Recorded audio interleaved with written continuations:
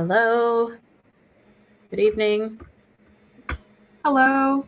Hello. How are you? Good. How are you? I am good. I have nothing new or interesting to report. Same old, same old. Yeah, I do. I'm going to South Carolina this weekend. Oh my gosh, you're going everywhere all the time. I know. Well, this is like 5 years worth of traveling in the same span. Yeah, I normally don't go very far, so I'm a homebody, but yeah. What will you be Uh doing there? just visiting my dad, having fun. Like no, nothing going on, like nobody's got any medical anything or Right. Just visiting. Yeah, it'll be a good time. It's only a long weekend this time, unlike my Hmm. trip to Utah, which was like 11 days, which was a lot. That was a lot.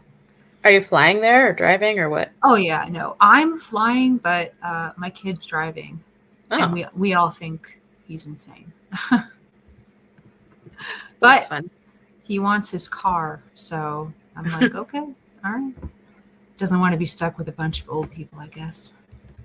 Oh, goodness. That's Hey, funny. everybody's Yes. coming Hi. in. Enlightened female. Hello, 15th Jessica. Hello, Lee. Oh my gosh, Hurricane Milton. I just saw a Oh thing yeah. just a minute ago saying it's been escalated to a category 5, which is Oh, scary. wait, you mean, okay, so last I heard it was going to be a 5 over the ocean, but then it would downgrade to an either a 4 or a 3 on land. Are you saying that it's going to remain a 5 even on Yes. the mainland? Oh, no. And I also saw a thing, sorry, not to like fearmonger anybody, but like, I hope you're safe, Jessica. Mhm. But I also saw a thing saying people should potentially anticipate around 15 feet of water. Wow. It's so scary. And 175-mile-per-hour winds. That's insane. Okay, Jessica says she heard it went down to 4 and would go down to 3. See, that's what I heard 15th, Jessica, but granted, that was last night. This So, was only half an hour ago, but I may oh, have misread it. So, anyway, listen. still scary. I was seeing all of the hurricane stuff, and now Milton. Oh my God. Yeah. Yeah, and thankfully, South Carolina has sort of missed all that, but Hmm. it's always worrisome when relatives live down in those areas because you Hmm. just never know. My coworker, I believe her daughter lives down there in Florida. Oh boy. So during the team meeting today, we were talking a bit about that, about Milton, and it's like, oh my God, how do you even help? What do you say? Like, I'm so sorry. Please have your daughter run to the highest hill in town, Right? or the nearest shelter.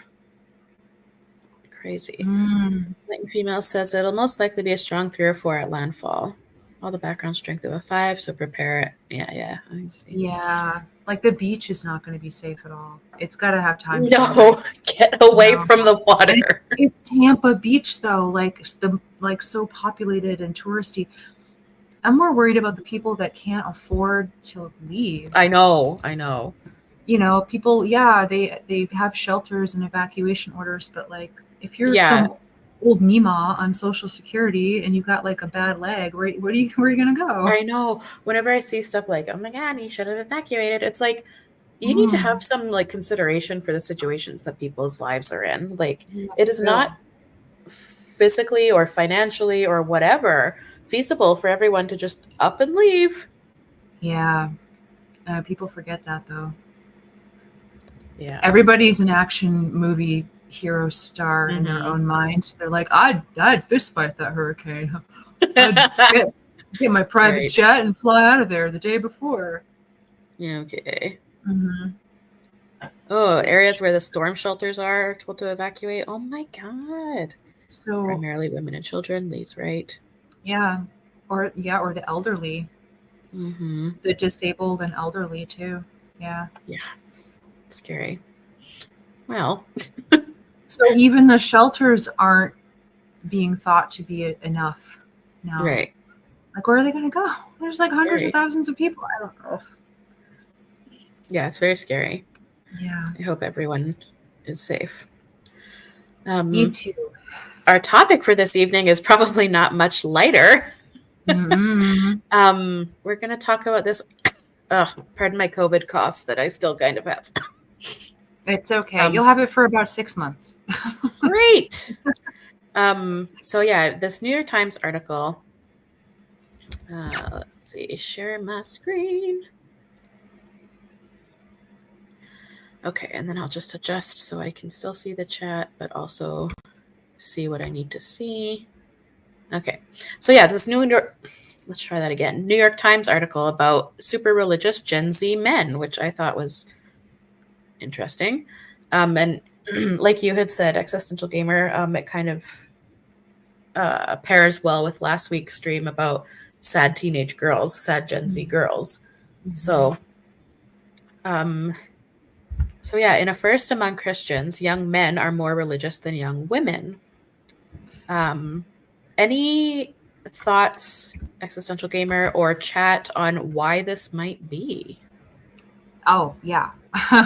Yeah, I'm going to let the chat maybe put some answers down there if they have any, but yeah. Oh God, 15th Jessica, I hope you're safe. And Yeah, no everybody kidding. gets out or gets to a marginally safe place where they can ride it out, you know. Well, that's good. Yeah. Yeah. So tell me your thoughts. Yeah, my thought is that these young men are seeing an easy carte blanche for power over women, and religion is like, how are you going to argue with God, right? So it gives them divine, quote unquote, divine right to their own personal wife slave. And I think young men have this rosy, maybe their own fathers, depending on how old they are, their own fathers weren't the trad con type, but they imagine that their grandfathers or their forefathers were, and they feel like they've been denied their birthright. Ugh. Yeah, and what easier way to get it than to become uber Christian and want yourself a trad wife and really believe that God made you in his image and woman is a helpmeet to you. Gross. Yeah. And I think it's especially ironic because Gen Z boys, pretty much like the young ones, they've never lived in a world without some kind of feminism, right? Right. Like, that's a good point. So everything that they're wishing for, like a supposed utopia of, it's nothing they've ever lived in. And I think it's weird that they're more fervent than men who may have actually lived in the 50s or the 40s. Yes. Oh, interesting. You don't even really see that. But these kids are like idealizing it. I don't know. Well, we could find out. Yeah. So probably just oops. I hope this article is more hard-hitting on the misogynistic aspect of all this. Yeah, me too. It's a little too big. Okay, so on a beautiful Sunday morning in early September, dozens of young men in Waco, Texas, started their day at Grace Church. Men greeted visitors at the door, manned the information table, and handed out bulletins. 4 of the 5 musicians on stage were men. So was the pastor, who delivered the sermon, and most of the college students packing the first few rows. I'm so grateful for this church, Ryan Amodi, 28, told the congregation before a second pastor, Buck Rogers. Buck Rogers. Right? Hi, Green Emerald. Before second pastor, Buck Rogers baptized him in a tank of water in the sanctuary. Grace Church, a Southern Baptist congregation, has not made a conscious effort to attract young men. It is an unremarkable size and is in many ways an ordinary evangelical church. Yet its leaders have noticed for several years now that young men outnumber young women in their pews. When the church opened a small outpost in the nearby town of Robinson last year, 12 of the 16 young people regularly attending were men. We've been talking about it from the beginning, said Phil Barnes, a pastor at that congregation, Hope Church. What's the Lord doing? Why is he sending us all these young men? Yeah, it's the Lord. Uh-huh. This is hashtag triggering, because my Right? mom, you already know this, Radical, but my mom Yeah. has recently converted to being an evangelical Baptist at the age of 65. So, yeah, I'm not actually triggered. No, I know what you mean. But it's still annoying It's to read fresh. about. Yeah. Yeah, I'm like, dang it. Ugh. Yeah, the evangelicals. So here we've got Right. Ryan Amodi, baptized by the pastor Buck Rogers at Grace Church. Oh, look at all those strong men hanging out together. Do you think maybe there's another reason? Maybe for some of them? Maybe. I mean, So let's see here. At this moment in Christian history, American men and women are on divergent paths. Yeah, I'm seeing a lot of men over here. I see some women over here, but lots of men. Yeah. Oh, yeah, yeah. Well, it's not as overwhelming as I thought. No. But yeah, there's a lot of dudes. But a lot of So, families. Sorry. No. The dynamics at Grace are a dramatic example of an emerging truth. For the first time in modern American history, young men are now more religious than their female peers. They attend services more often and are more likely to identify as religious. We've never seen it before, Ryan Burge, an associate professor of political science at Eastern Illinois University, said of the flip. Among Generation Z Christians, this dynamic is playing out in a stark way. The men are staying in church while the women are leaving at a remarkable clip. I love that for them. That's amazing. Get out, ladies. Get out. Yeah. I'm actually surprised that more men haven't been more, because we always hear about it, how it's always the women holding up the church, like the women run things because they do all the invisible labor. Like, church needs women, right?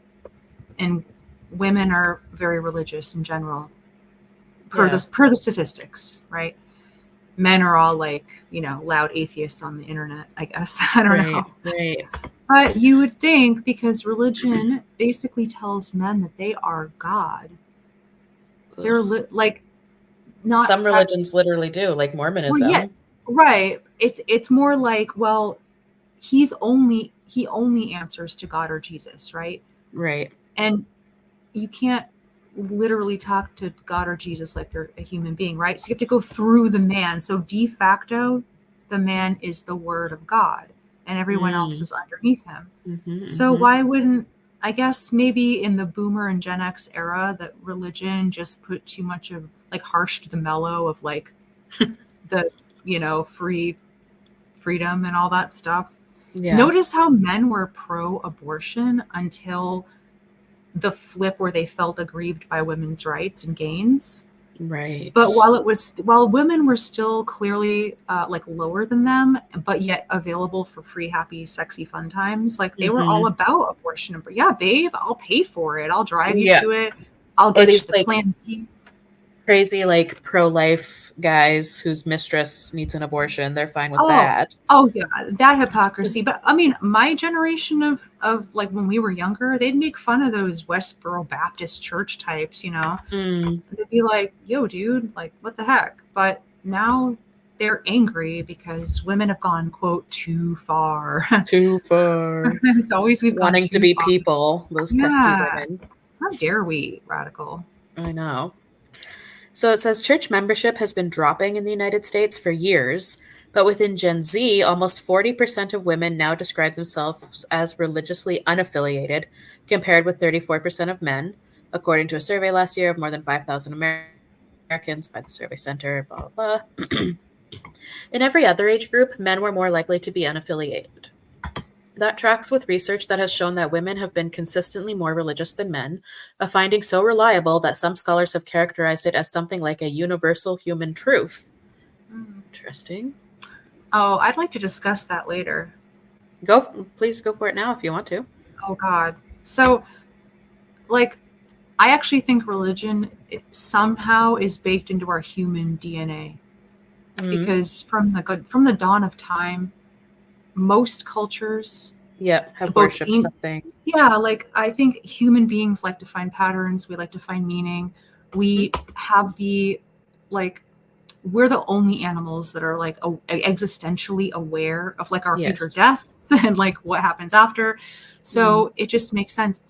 Atheists and agnostics are in the minority like throughout time. So even now. Uh, so anyway, I also think it's interesting because I wonder if the studies saying it's a universal human truth that women are more religious take Mm-hmm. into account like the systemic, pervasive, misogynistic abuse that women Uh-huh. encounter, especially in very patriarchal religious societies. Yep. Um, so when you are raised to literally believe you are lower than all men and that you should suffer, and Ugh. so I don't know if I don't know. I guess I'd like a more feminist oriented study about that because I think that Mm. while religion is a very human thing, the fact that more women have been religious in recent history, I don't know if I just chalk that up to just being like, well, guess guess women just like God. Just something Right. about Yeah, I hear yeah, that.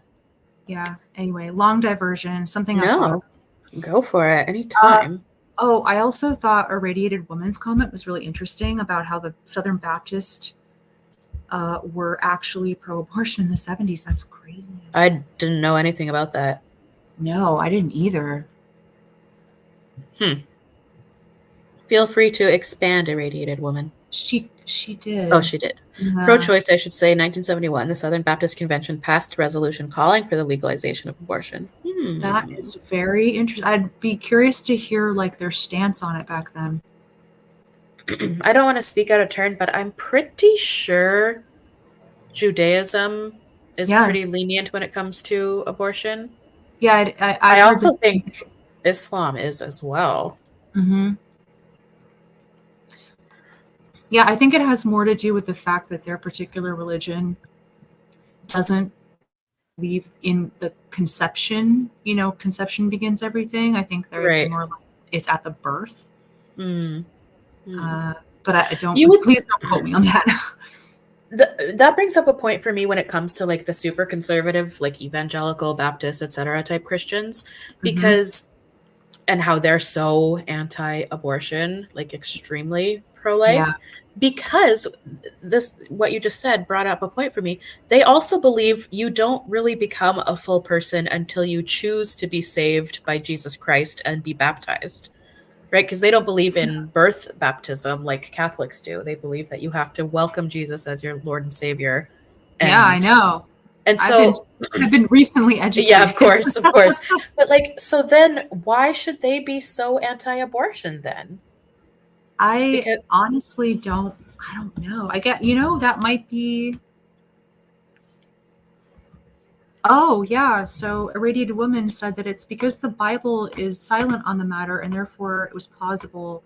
Yeah, because if it's not the literal word of God, what are you doing, right? mm, That's the word of God. So, and honestly, I don't. I that's why because you bring up a really good point. That's why I believe that this is all smoke and mirrors. It is not about babies. It's about controlling women. control. Yeah, yeah, Because yeah.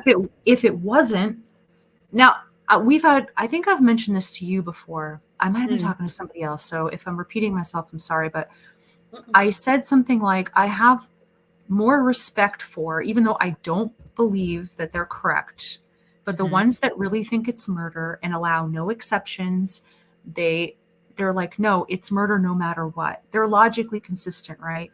But the mhm. ones that have all the like, oh, but for IVF it's okay. Oh, but like, um, if if it looks too bad for us from a PR perspective, like if we prevent a 10-year-old from rape victim from getting an abortion, that's okay. Obviously, they're never acting in pure altruism for the victim. They're just not, they're trying not to look insane, right? Yeah. but they actually don't believe that it's really murder because it's about controlling women. They want the ultimate goal, and that's why they allow IVF, because that's usually used by married people, families. Mm-hmm. That woman is already controlled. She's in a relationship, right? She's trying to have a baby, Yeah. fulfill her purpose. But if it yeah, all these exceptions just prove that it's really about harnessing in and like just caging women, Yep. you know. Completely. Yep. Yeah. So the men and women of Gen Z are also on divergent trajectories in almost every facet of their lives, including education, sexuality, and spirituality.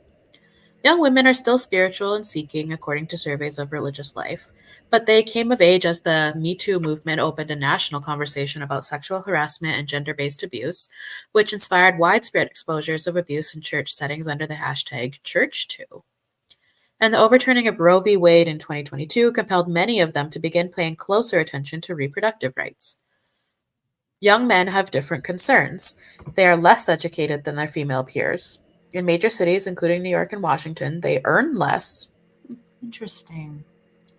At the same time, they place a higher value on traditional family life. Childless. Sorry, it's because they don't have to do any of the work. Right. Traditional life has her doing, the wife does all the work. So, of course, it Mhm. looks appealing to be Mr. Cleaver while June does Of all the work. course. Exactly. And gets to have like 10-minute conversations with Beaver every day. And then he goes off to play and dad just reads his newspaper. It's utopia. Perfect. Yeah. So young men, at the same time, they place a higher value on traditional family life. Childless young men are likelier than childless young women to say that they want to become parents someday by a margin of 12 percentage points, according to a survey last year by Pew. The young men at Grace and Hope churches are looking for leadership. They're looking for clarity. They're looking for meaning, says Bracken Arnhart, a Hope Church pastor. So it says, at Hope Church, men are very visible, giving the sermon, playing the music, and filling the pews. Yeah, because they can. Right. Like I had this conversation, with my mom, Mm-hmm. because she converted. She's always been spiritual, but I'm like, but why this though? I'm like, they don't let women do anything. She's like, well, yeah, Yeah. it's true. In my church, only men can preach. Only men can do this and that. I'm like, Yeah, the doesn't bother, Bible literally says that women are not permitted to speak or should not be yeah, permitted to speak in church. doesn't bother you though? Like, doesn't it? She's like, well, we're just different. I'm like, yeah, okay. Like, I haven't heard that one for my entire life. Ugh, God. Not to keep bringing, it's a recent experience. I'm not trying to harp on it, but like, No. it is very true. It's very male centered, very male oriented. Of course, these boys are going to be like, hot damn. Yeah, I just looked it up. 1 Corinthians 14 says, women should keep silent in the churches, for they are not permitted to speak, but should be in submission, as the law also says. And if they desire to learn anything, let them ask their own husbands at home, for it is Yeah, improper for a woman to speak in church. that's what I think about that. Fart noise. Ugh, gross. Yeah, 15's Jessica is a good point. Childless young women are childless by choice. Childless young men don't have a bang made. So true. And yeah, churches don't let women give sermons. The ones that have like female pastors or preachers, they're considered like hippie progressive churches. So Yeah, progressive, modern. yeah, modern, like Unitarian and all that stuff. So yeah. So here we have Grace Church belongs to the Southern Baptist Convention, which has fiercely debated the role of women. Look at her. I just want to take her out of there. Right. Get out. It's some real like Sissy Spacek and Carrie vibes to me. What a movie. I know. What a movie. Kind of reminds you of like an older Carrie. Yes. So he added, there are guys that are just hungry. This growing gender divide has the potential to reshape the landscape of not just religion, but also of family life and politics. In a Times Siena poll of 6 swing states in August, young men favored former President Donald J. Trump. by 13 points, while young women favored Vice President Kamala Harris by 38 points, a 51-point gap far larger than in other generational cohorts. Yeah, that doesn't surprise me. No. It's Yeah. too early to know if this new trend in church-going indicates a long-term realignment, said Russell Moore, the editor-in-chief of Christianity Today, but he marveled at its strangeness in Christian history.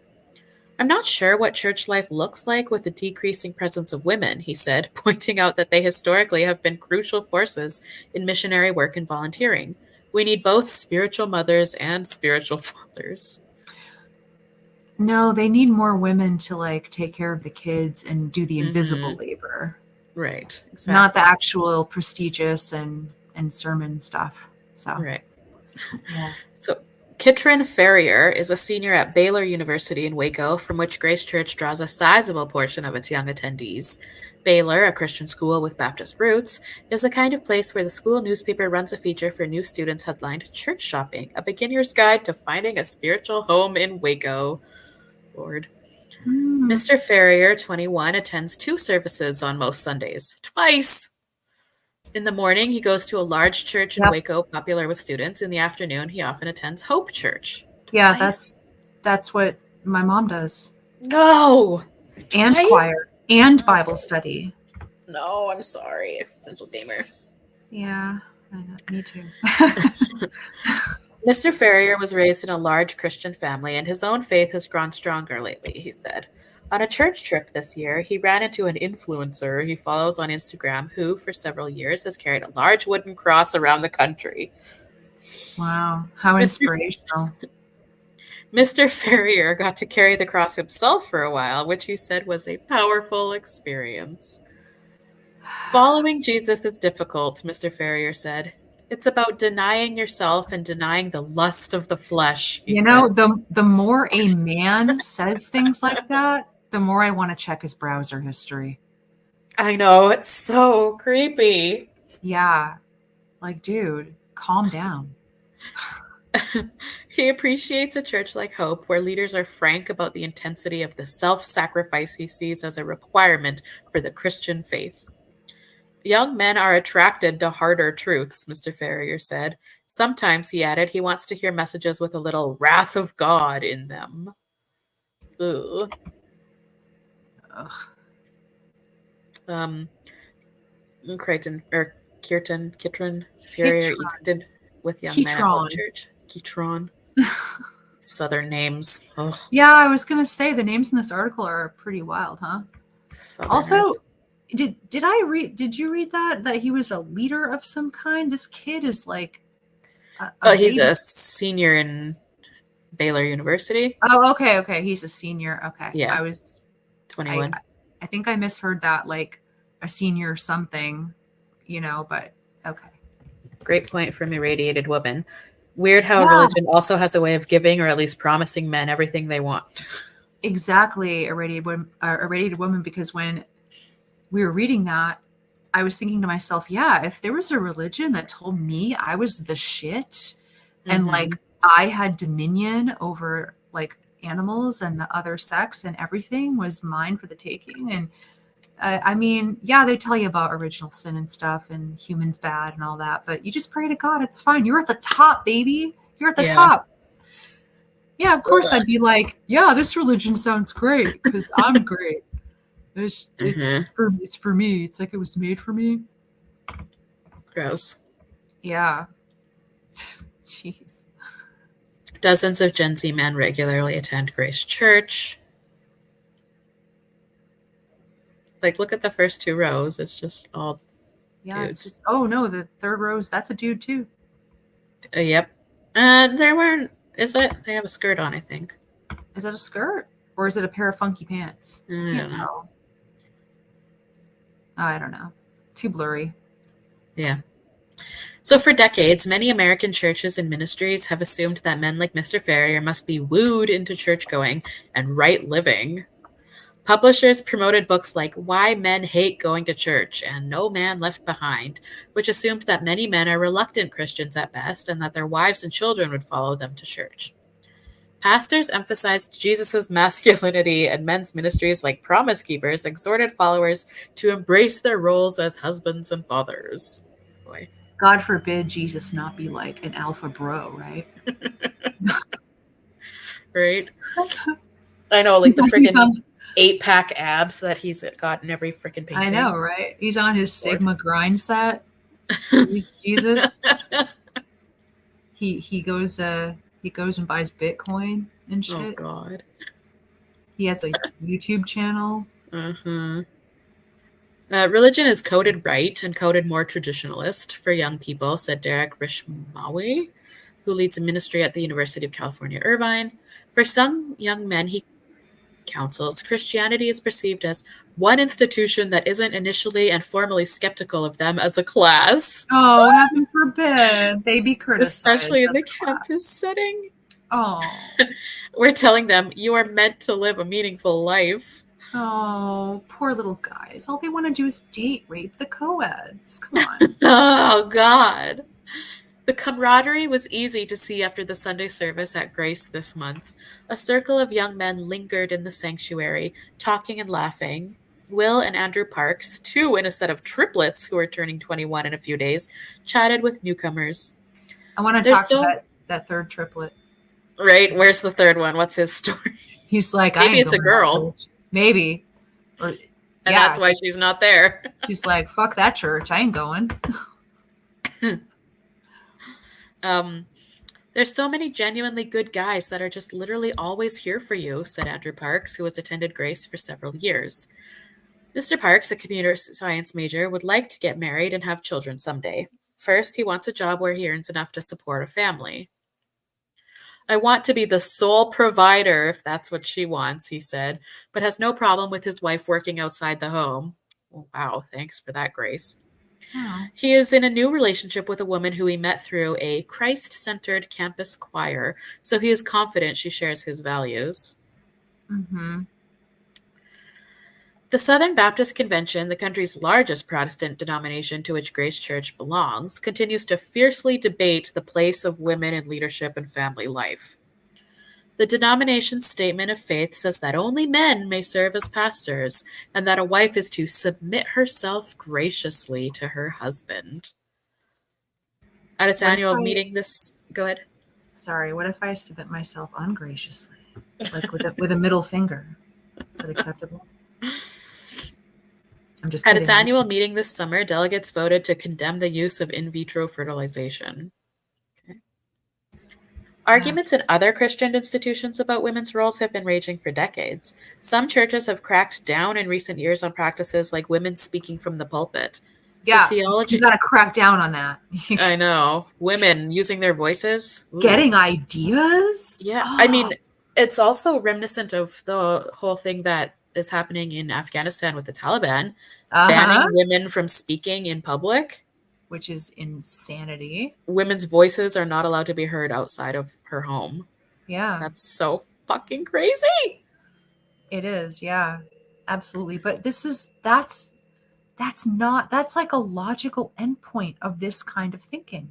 Mm-hmm. Yeah, because you want to control the women. Mm-hmm. And how do you control them? You of course you limit them from positions of power, of course. But you also need to stop them from talking to others, talking about like what they go through, their life experiences, right? Talking to each other. No. Isolate them, keep them in the home. That's gossip. You're not going to gossip. Women should not be heard. You need to, graciously keep your mouth shut or whatever. And then the inevitable conclusion, if it's allowed to be, is you can't even talk in public. No one should hear you or even perceive you. Yeah. So yeah, people like to think like, oh, the Taliban, they're the others, like they're just weird, they do their own thing, but it really is it all started somewhere.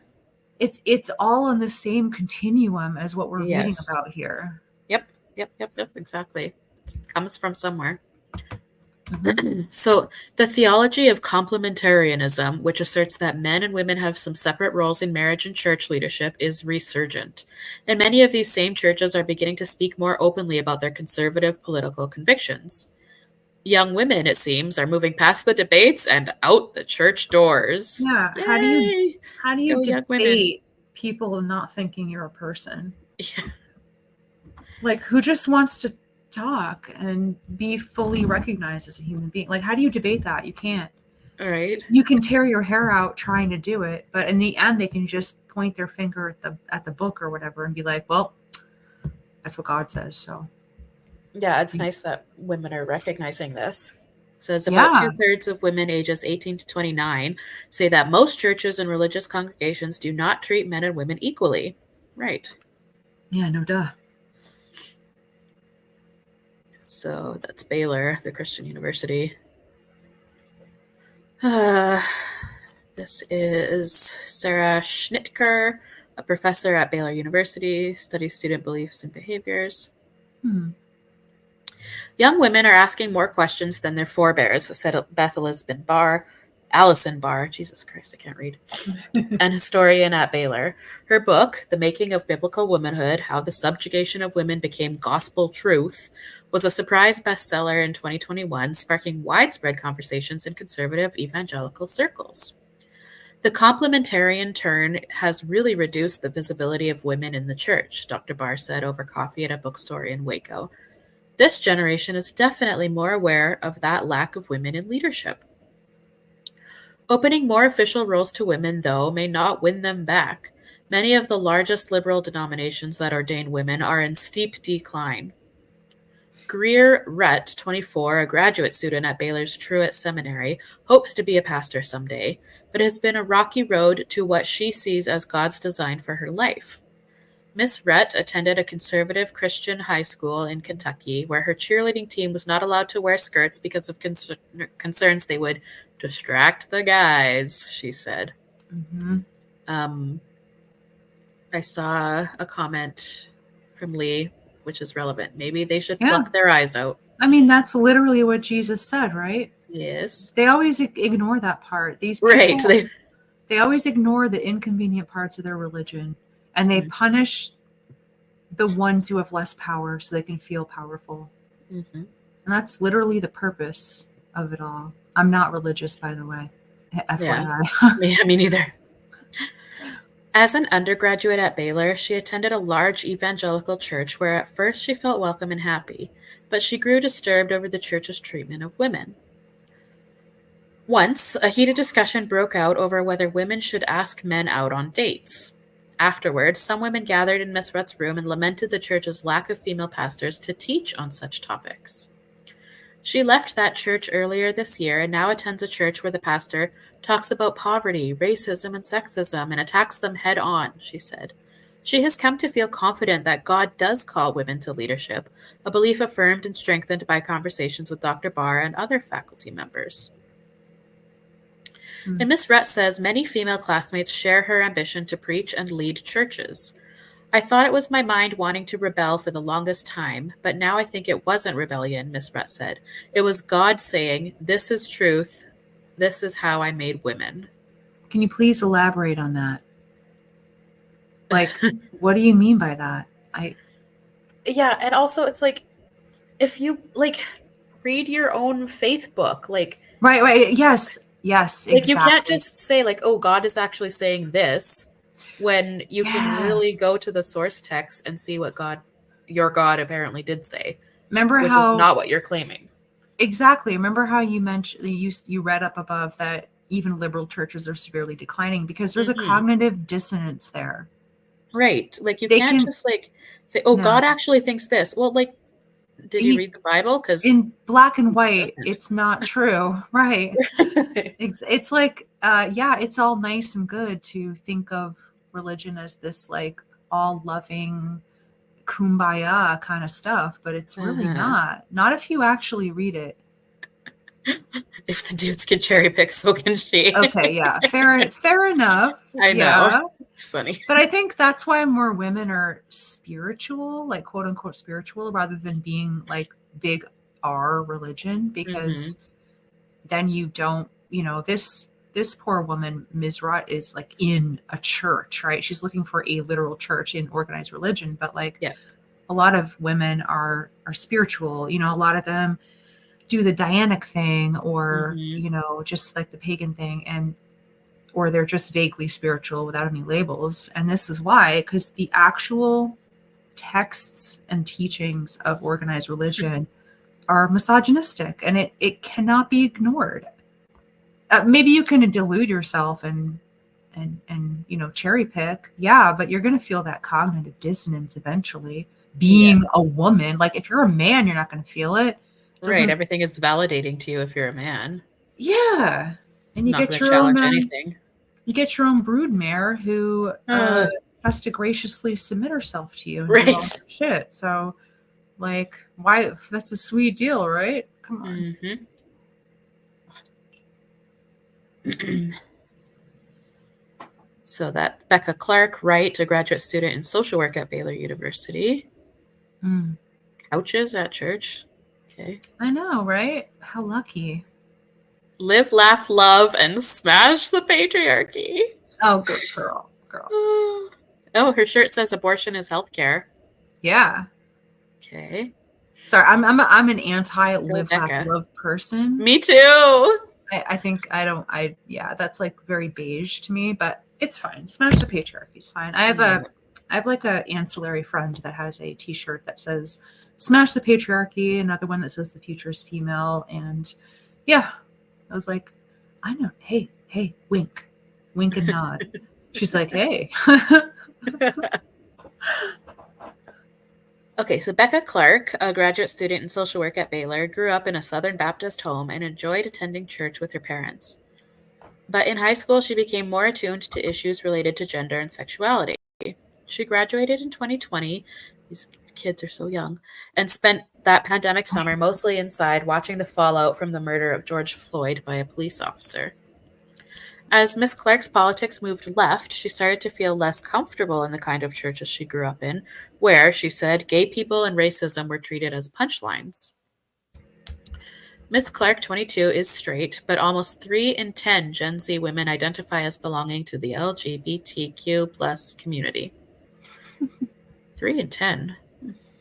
Yeah, but come on. That's if you That's that's including spicy straights yeah. and Oh yeah, for sure. That's not like like actually. these gender special, like weird Mm-hmm. kids, who don't know Yeah. what gender they are. So yeah, of Yeah. course.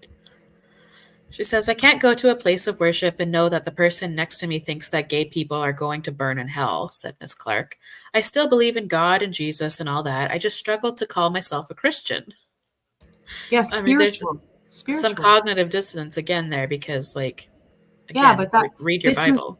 exactly, but this is why a lot of women like they divest from the church, right? Mm-hmm. And because I mean, listen, this is my own personal bias and thoughts, but all religion is just it's whatever you want to make it, right? I don't believe in it. So, but Yeah. if you're going to actually use the institutions and the texts, you got to believe in it. And if you don't, it's probably better for you to like divest and just worship the version of Jesus and God that you love in your heart on your own, Right. and just call yourself spiritual. Like, why would you want to be in this institution, even if it's like a liberal faction or Yep. a hug boxy type of place, like, oh, Right. everybody's inclusive. It's still built on the same rotten foundation. Yes. Go off, Queen. Oh, I could talk forever about this. Yes. Good. Sorry, like No, so many thoughts. I They're just love all it. coming out. In surveys, women like Miss Clark are common. They still score higher than men on measure of spirituality and attachment to God, How do you suggesting measure that? Please tell me. that Oh, is it just self-reported? Okay, I'm sorry. I'll stop. yeah, suggesting that they are not necessarily abandoning their internal beliefs, said Sarah Schnittger, a professor of psychology and neuroscience at Baylor, who co-directs the longitudinal Developing Character in College Community study. But, she said, they are exiting traditional faith practice. It is young men who now register higher in attachment to basic Christian beliefs, in church attendance, and in frequency of Bible reading, according to an analysis for the Times by Dr. Schnittger. Miss Clark has occasionally attended a more progressive Baptist church, but she is realizing that church going is simply no longer a priority for her. She is busy, and her friends are doing other things. Good for her. Good for her. Let's Does it see. continue? Is that it? No, it's over. We've been talking about it from the beginning, said Pastor Phil Barnes. What is the Lord doing? Why is he sending us all of these young men?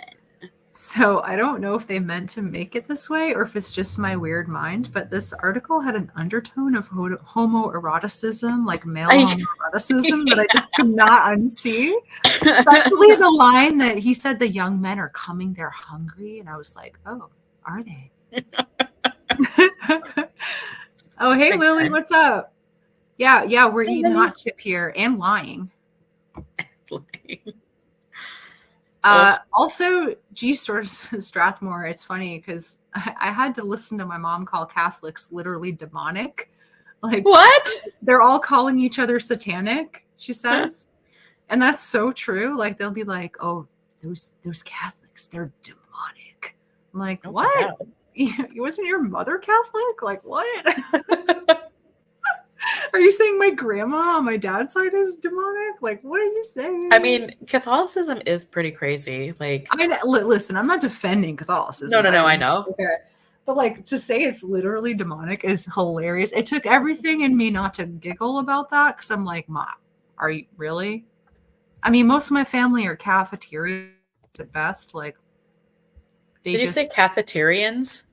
Oh, cafeteria Catholic. So it's like an older term for Yeah. people that like pick and choose the tenets of Catholicism, but otherwise they live a totally secular modern life. Like, they're not all about going to church all the time. They're not like doing the Hail Marys. They're just, they call themselves Catholic. They might go to church every Sunday, or they might just go to church in weddings and funerals. And that's it. Kind of how I was raised. Like, I went to Catholic school, so I had to go to church service in school all the time. But like, my parents would take us to church like maybe one Sunday a month, not every Sunday. Yep. These days, both of my parents, like, they are not affiliated with the church at all anymore. Oh, good. But they are like believers. They have, a close personal relationship with God. And they're still like extreme believers, but they're way more mellow.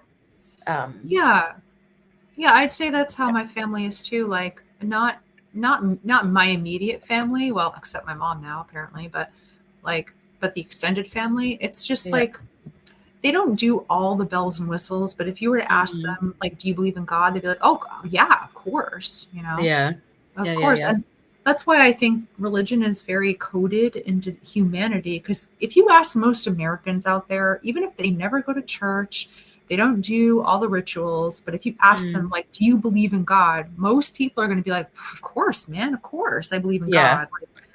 They may not be religious or church going, but they have that belief. They just accept it as.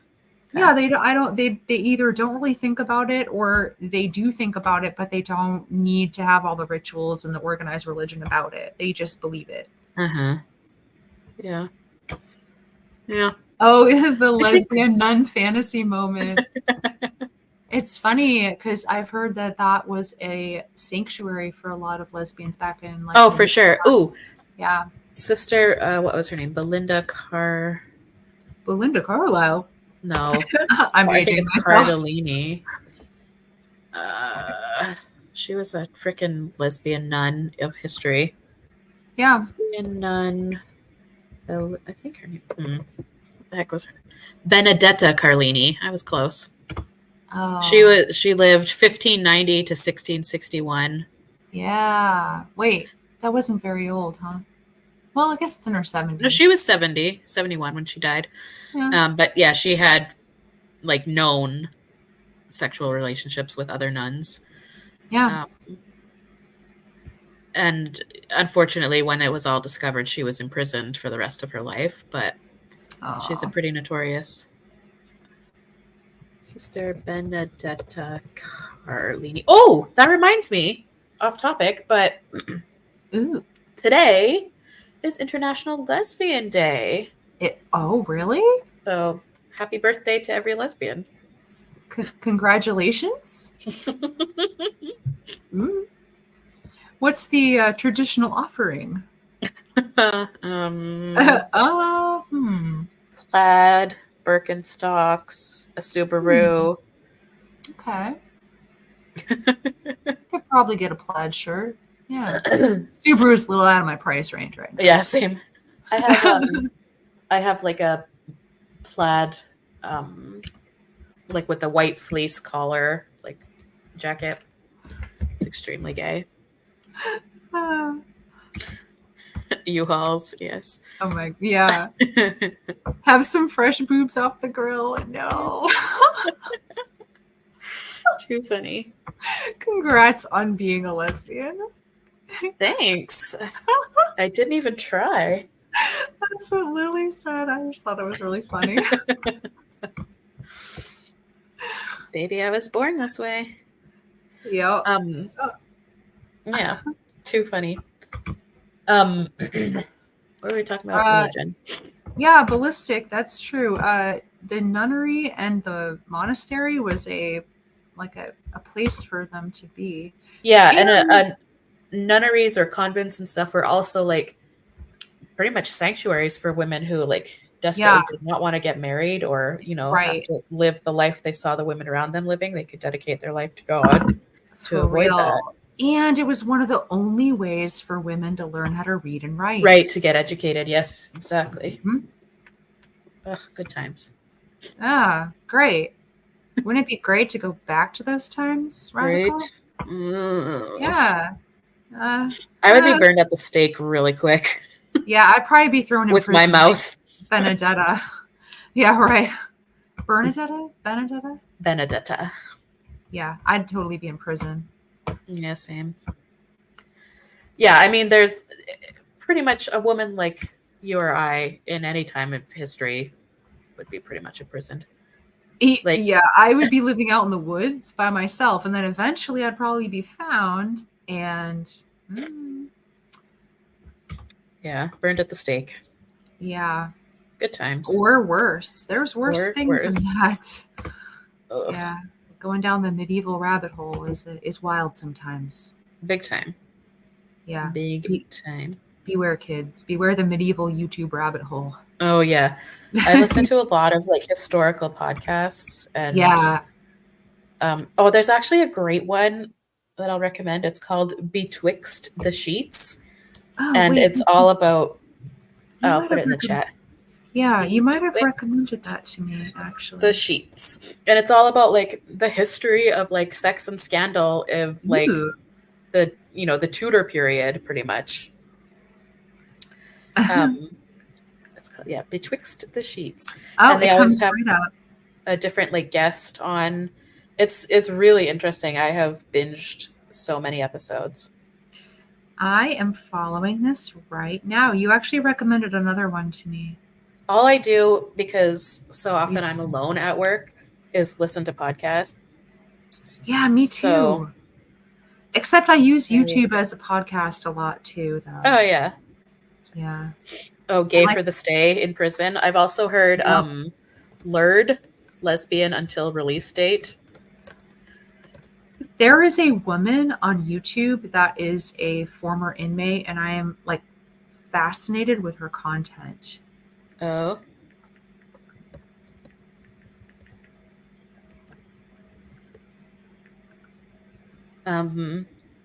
I wish I remembered her name.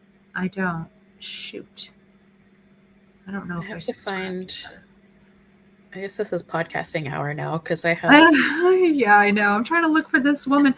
She's so fascinating. Like, I cannot vouch for anything feminist, whatever. I don't know anything about her except she talks about prison, and she does talk about gay or lesbian for the stay, and she talks about all kinds of cool like little tips and tricks if you ever find yourself behind bars. And I'm never gonna go behind bars, unless it's for being a witch or whatever. But a dirty rad femme. But yeah, it's just I couldn't stop watching her for a while. I went down her rabbit hole, but I haven't seen her for a while. So Gone Medieval. Yeah, is that the one that, because you recommended me a podcast and I ended up subscribing and hearing a bit of it.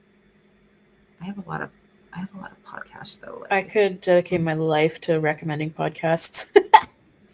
Gone Medieval is like, let's see, what does it say about From long lost Viking ships to kings buried in unexpected places, from murders and power and politics to myths, religion, the lives of ordinary people, Gone Medieval is a podcast dedicated to the Middle Ages in Europe and far beyond.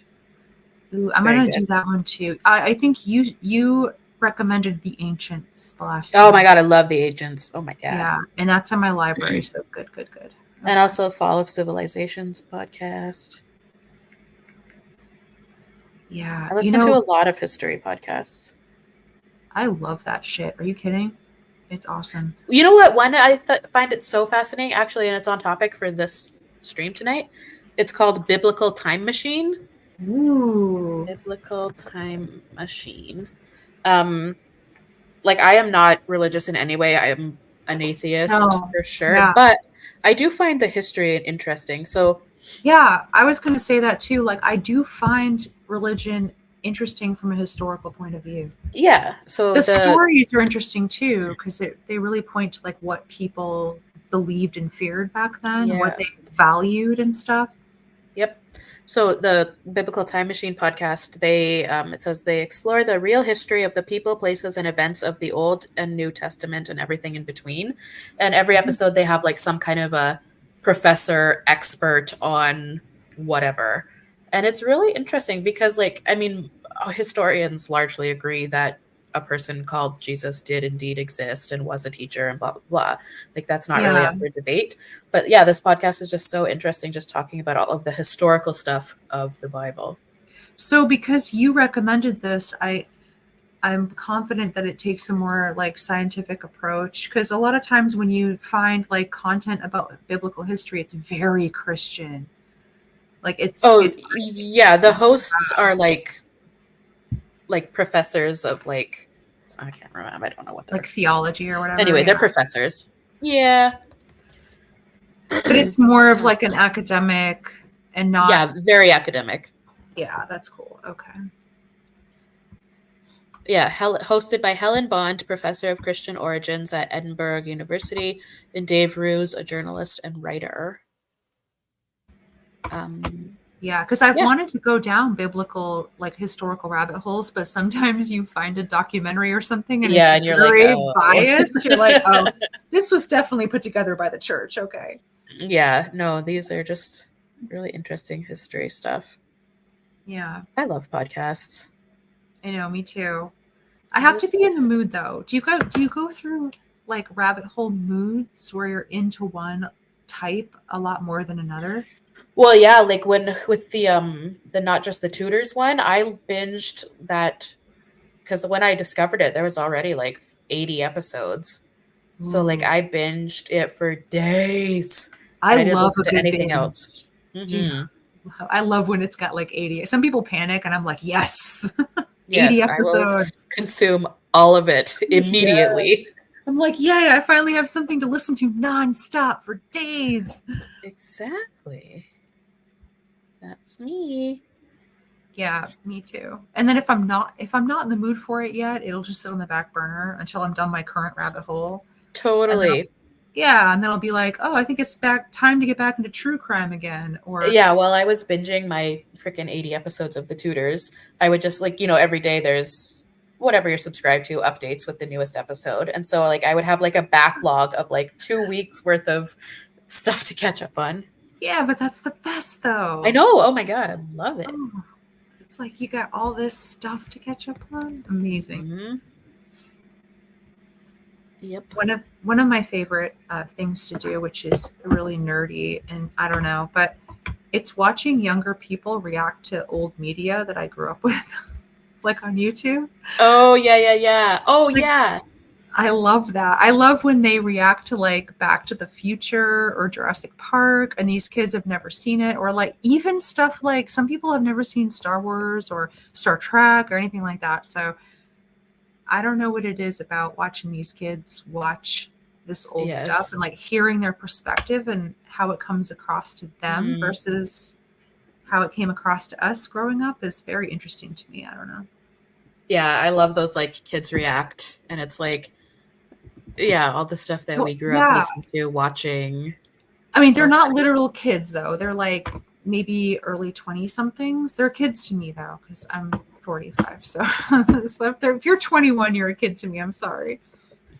Oh yeah, for sure. All those in the chat, you got to be like 25 below. Oh, thank you, Cheese Strathmore. That's very kind. Thanks for Hey, being here. have a good night. Yeah, thank See you you. got to bounce. Hope it's all cool, copacetic for you. Yes. Yeah. Good Oh, times.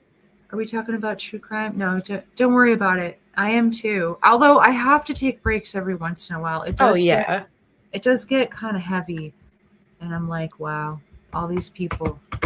And sometimes the justice system is real shit in those cases. So you gotta Lots like, of times. yeah, especially up in Canada. Like, what the fuck's going on up there? I can't. I, We I have a severely lax, quote unquote, justice system. what does the Royal Canadian Mountain Police? What do they even do? I'm sorry. I've just listened to a really aggravating case too. That was based in. Oh, the RCMP is a national police force and also yeah, there's akin to the FBI. And Um, listen, I know the FBI don't do shit either. It's okay. I'm not just picking on Canada, but yeah, no, they are akin to the FBI. So like most cities have their own police forces. Mhm. Small towns are often policed by the RCMP, not a city police. Yeah. But there are some provinces that have a provincial police force, but also the RCMP. So like your local police can call upon the RCMP for help. Lee, oh my God, thank you. What's going on? Thank you so much. Um, yeah, RCMP is kind of like the FBI, but they're also police officers, but they're involved in a little bit of everything. Yeah, I think it was because the case involved an Indigenous woman. Oh And God, do you know which case it was? which one was it? What was her name? It was, you might recognize it when I describe Yeah, it, but it was probably. the one who brought her son with some woman she kind of just met. They were going to go to Calgary together. They stayed at a hotel. She left the son with this sketchy friend who was Uh-huh. called Evangeline, and she disappeared and was never heard from again, even though there were multiple witness accounts seeing her. But the RCMP really shat the bed on it, and it seemed like nobody really cared. And I guess this woman wouldn't even leave her son with her own mother, but she left him with Evangeline. So there was a lot of thought that maybe Evangeline was used as like a lure to get this woman to be Huh. sex trafficked or something. Um, yeah. Yeah, I don't recognize that case, but I gotta ugh. find it. It was under the YouTube channel The Lore Lodge, and I really want to find which one it was. Yeah. It's just like some dude who just talks about cases, but Mm. he does Yeah, I mean, like a history lesson like before each one, so it grabbed my attention. I was like, oh, this is pretty cool. But yeah, yeah, I mean, Canada certainly does not have any kind of a good history at all when it comes to the Indigenous people of this country, um, yeah, and I guess historically or today. they just like failed to interview people, and they failed to interview this woman that was with her, like the last person to see her alive. And Mm-hmm. this woman, I guess, after the fact, got busted on like unrelated charges, but she was kind of like a sketchy individual. Yeah. So, there was just a lot of sketchiness, like that maybe it could be a setup or something, and nobody really went into it, which I don't Yeah. know. I mean, historically and presently in Canada, um, Yeah. Indigenous women are like pretty much considered like we say less dead than Yeah, it's others. crazy. Like, what? If I It's find that awful. video, I'll message it to you. Yeah, please do. Yeah. Um, I live in an area which I'm like smack dab in the middle of two Indigenous reservations, in one of which is the biggest in Canada, both in size and population. So my city is like extremely embedded with Indigenous culture and Hmm. people, obviously. Um, and so is my work, because so many Indigenous people are very vulnerable and at risk due to residential school trauma, Yeah. Oh, intergenerational trauma. Um, and I know, like, every day, if not every day, then every other day, my local police posts like so and so reported missing, and it's always an Indigenous woman. It's yeah. like heartbreaking. Oh, so, I have many clients who, you know, they were my clients, but now they're missing. wow. No. Yeah, but you work with the Yeah, I population, work with that population. just like transient, but still, it like you should still. I have like an ex-in-law of mine went missing Oh God. for like a year, and like nobody stopped looking for her though. Like, Mhm. turns out she was camping out at like a local meth camp, Oh unfortunately. boy. Yeah. She's okay these days. This was years ago, but like she was missing for like a year. Didn't even contact her daughter, didn't contact anyone. Like it was Right. really, but her family wasn't give they would continue to call and like look, and the Yeah, police. that's the thing, is it's the police who like fuck up so often, but like families Yeah, are always they looking and doing are. what they can.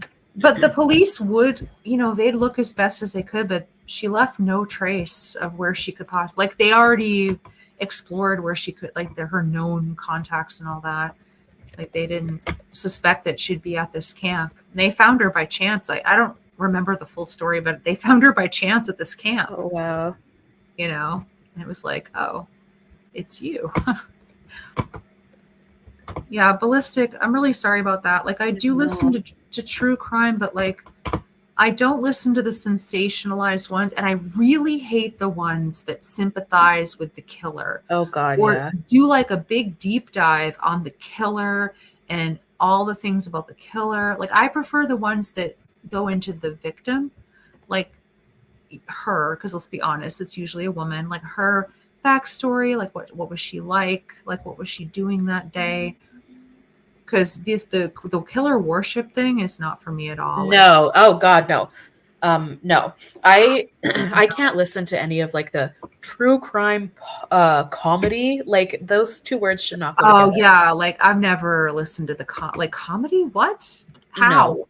How? I like just factual ones. Like my favorite true crime podcast, it's called True North True Crime, and it's all about Canadian Yeah, cases. But they are just, the two hosts are just like so respectful. They're right. just to the point. There's no like witty banter for 20 minutes before we get to the, like, there's none of that No, shit. or putting on your Um makeup while you tell the story, like fucking. yeah, ew, no. No, no, It's no, just no, no. like, this is the case, this is what we know.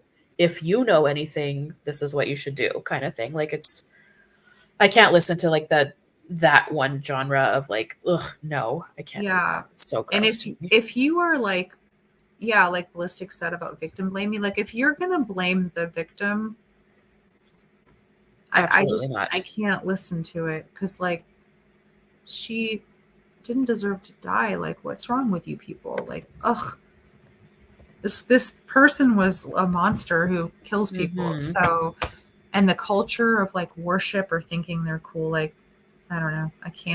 I don't understand it. I don't know. Uh-huh. Yeah. Yeah. Nessa in some ways, but not in always though. Like with the indigenous thing, and Yeah, so Nessa asked above, like, she said, I don't mean this in any kind of accusatory way, but in Canada, are First Nations people treated like Black people in the US? I said, I mean, arguably, I'd say worse. Not yeah, like, yeah, you can't compare like the historical slavery with, no, like, there's really no comparison to that.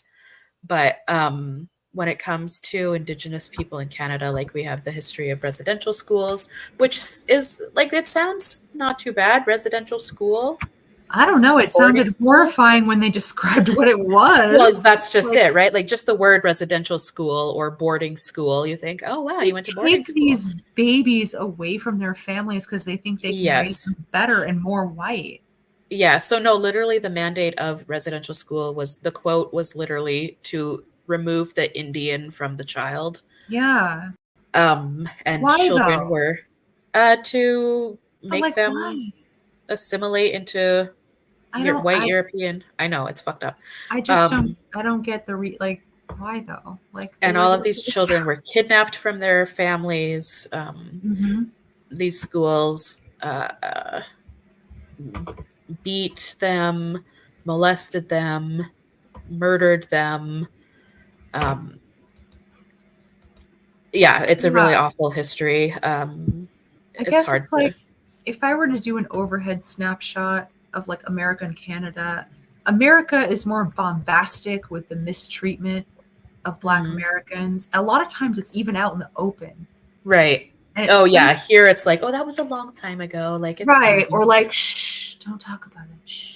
But the reality is, the last residential school in Canada closed in 1993. That's crazy. Yes, I people turned, my I age. turned, yeah, I turned 14 that year. That is not Yeah, that long people. ago. I'm 36. There are people my age who went to these schools. Unfucking believable. Yeah.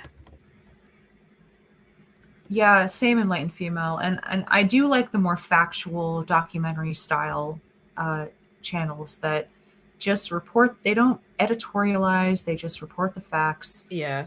They talk about the victim as though they're a person. They humanize them, and they're not like kissing the ass of whatever Ugh. killer. Yeah. No. Or like one time, okay, I don't remember which one this was. This was pre-COVID years ago, but I heard this one podcast where it was about the Ed Kemper case. I'm sure you're Oh. familiar Oh because yes. he's one of the famous ones, right? So, but this podcast was going into great detail about how his mother was the one responsible for Hmm. Kemper's She was deviancy. overbearing. She was overbearing, a shrew, a Yeah. harridan. She henpecked him, and the dad left early. But he was a very violent alcoholic who beat the snot out of Kemper. Honestly, Yeah. like he did. But his mother was just like so. Naggy. What a B word, right? Like Yeah. just the That's so podcast. fucked up. I've heard that I so know. many times. Yeah, but this podcast was just so over the top. And then they even had the gall, right? So after describing, and they didn't go into as much detail into the father because it wouldn't, we like to excuse men, right? Yeah. They mentioned in one line how he was a violent alcoholic who did beat the boy. But then Kemper later on in life wanted to reconcile with his father, and they went into this whole tear-jerky story about how finally on his deathbed, the father's deathbed, Kemper was finally able to bury the hatchet, reconcile, and like even though this dude beat the snot out of this kid, but all the mother deserved all the rage. Like the mother was just evil because women Yep. bad. And Exactly. then the podcast after that just went into, after that was the killings and stuff. And then, of course, his mother was a victim of his, and Yep. she can't tell her story. Like, And her friends. and her He friends, also. and like all this stuff we're getting about his mother is from Kemper. Yep. Like, That's so gross. Ugh, I why are can't deal you, with that shit.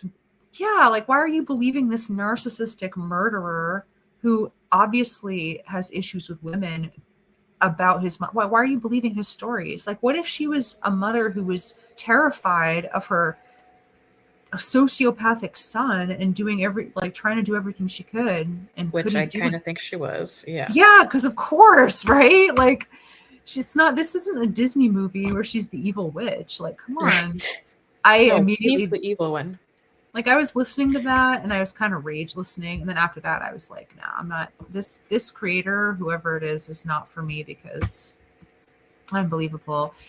Yeah, that's the kind of shit I don't like. And then there was another one on YouTube that I forget the name of too, but it was a family annihilator situation, and the narrator Ugh. was blaming it on the mother, the wife, and the Right. The family. wife. She was just Yeah, and so they had like henpecked. fucking 12 kids or some insane number of kids, right? And he murdered like all but the oldest son, of course, right? And the wife, and then himself. And then it was like, did she, was the relationship just too much for him to bear? Was the mutual abuse too bad? I'm like, get the Ugh. fuck out of here with that shit. There was no mutual abuse. This guy was controlling and evil. Like, ugh. Oh, That's yeah. Wait, Nessa, are we talking about something? Yeah, we could talk about anything. yeah. No, dude.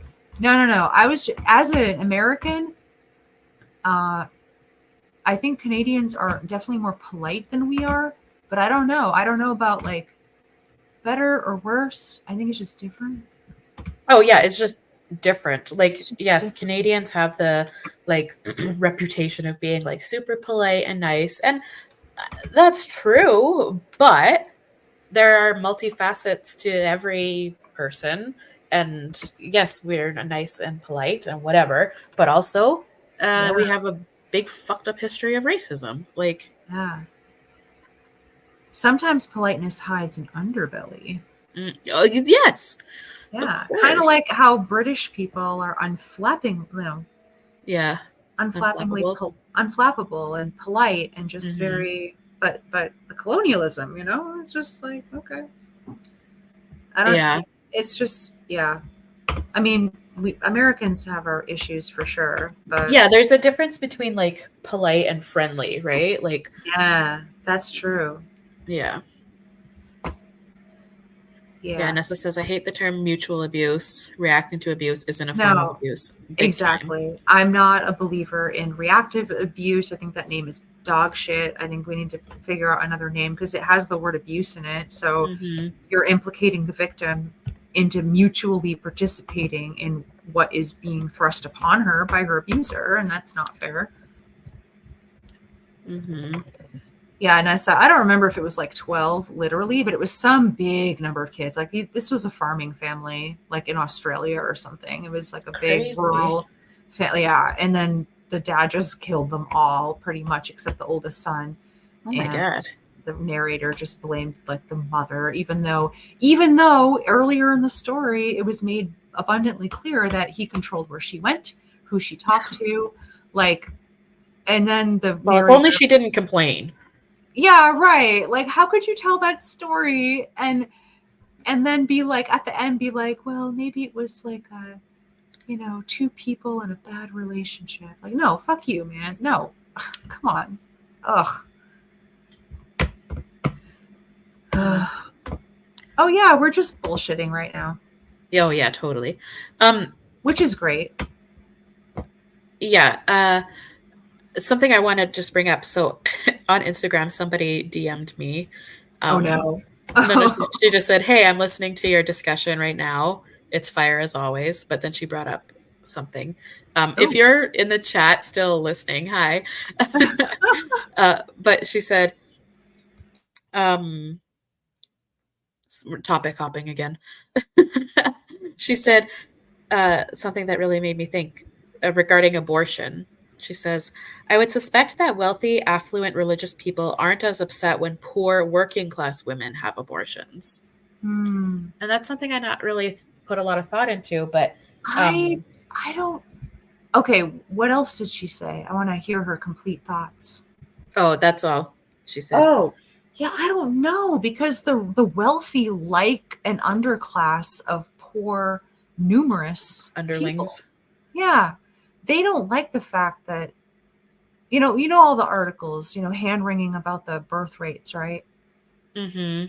And the vast majority of people, like this is America, right? I'm talking about America because it's Yeah, where I yeah, live. that's fine. But like the vast majority of us are not like we're middle class or below. Like the wealthy is a small portion of the country. The ultra wealthy is even smaller.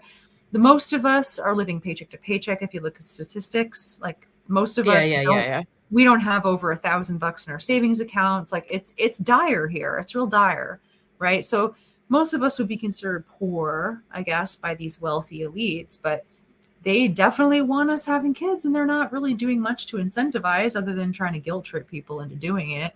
Mm, Uh, but yeah, and there's theories that this push for like having more babies is because the ruling class is worried that in 20 or so years, we're not going to have enough workers yeah. in the lower classes, right? Who's going to scrub the toilets and do the shit jobs for minimum wage? Mm. Good I don't point. know. I mean, it's an interesting thought, but I don't know if I agree. I think they do like poor people having kids, uh, and not, I have to say it, the white poor people, let's just put it that way. Mm-hmm. The right kind of people, which is sick, but that's what they want. They want cannon fodder too for the army. So, Ugh. Did I see something recently about how like army recruitment is at an all-time low? yeah, well, I've read that too, but it's because we're all too fat. Oh, So, I've read that too, and I guess the kids are not. They're all staying inside playing the video games, so they're all fat. So oh wow. they've implemented this new thing that I did not know about because I was in the military like 10 plus Yeah. years ago. So, uh, and it's like a pre-basic training fat camp that they send kids to, or young recruits to thin up before they go to basic training because they Oh don't meet wow. the requirements. Yeah. And then, of course, you've got more like anti-war, anti-capitalism, Mm-hmm. leftism, like taking foot amongst the young too. But I mean, even the ones who want to sign up, they're just not fit enough. Wild. Yeah. I just Yeah. found an article from June of this year that says US military is smallest in over 80 years as enlistment Yeah. hits lowest since 1941. I believe it. Struggles to boost recruitment from Gen Z. It's the greatest challenge. Yeah. Yep.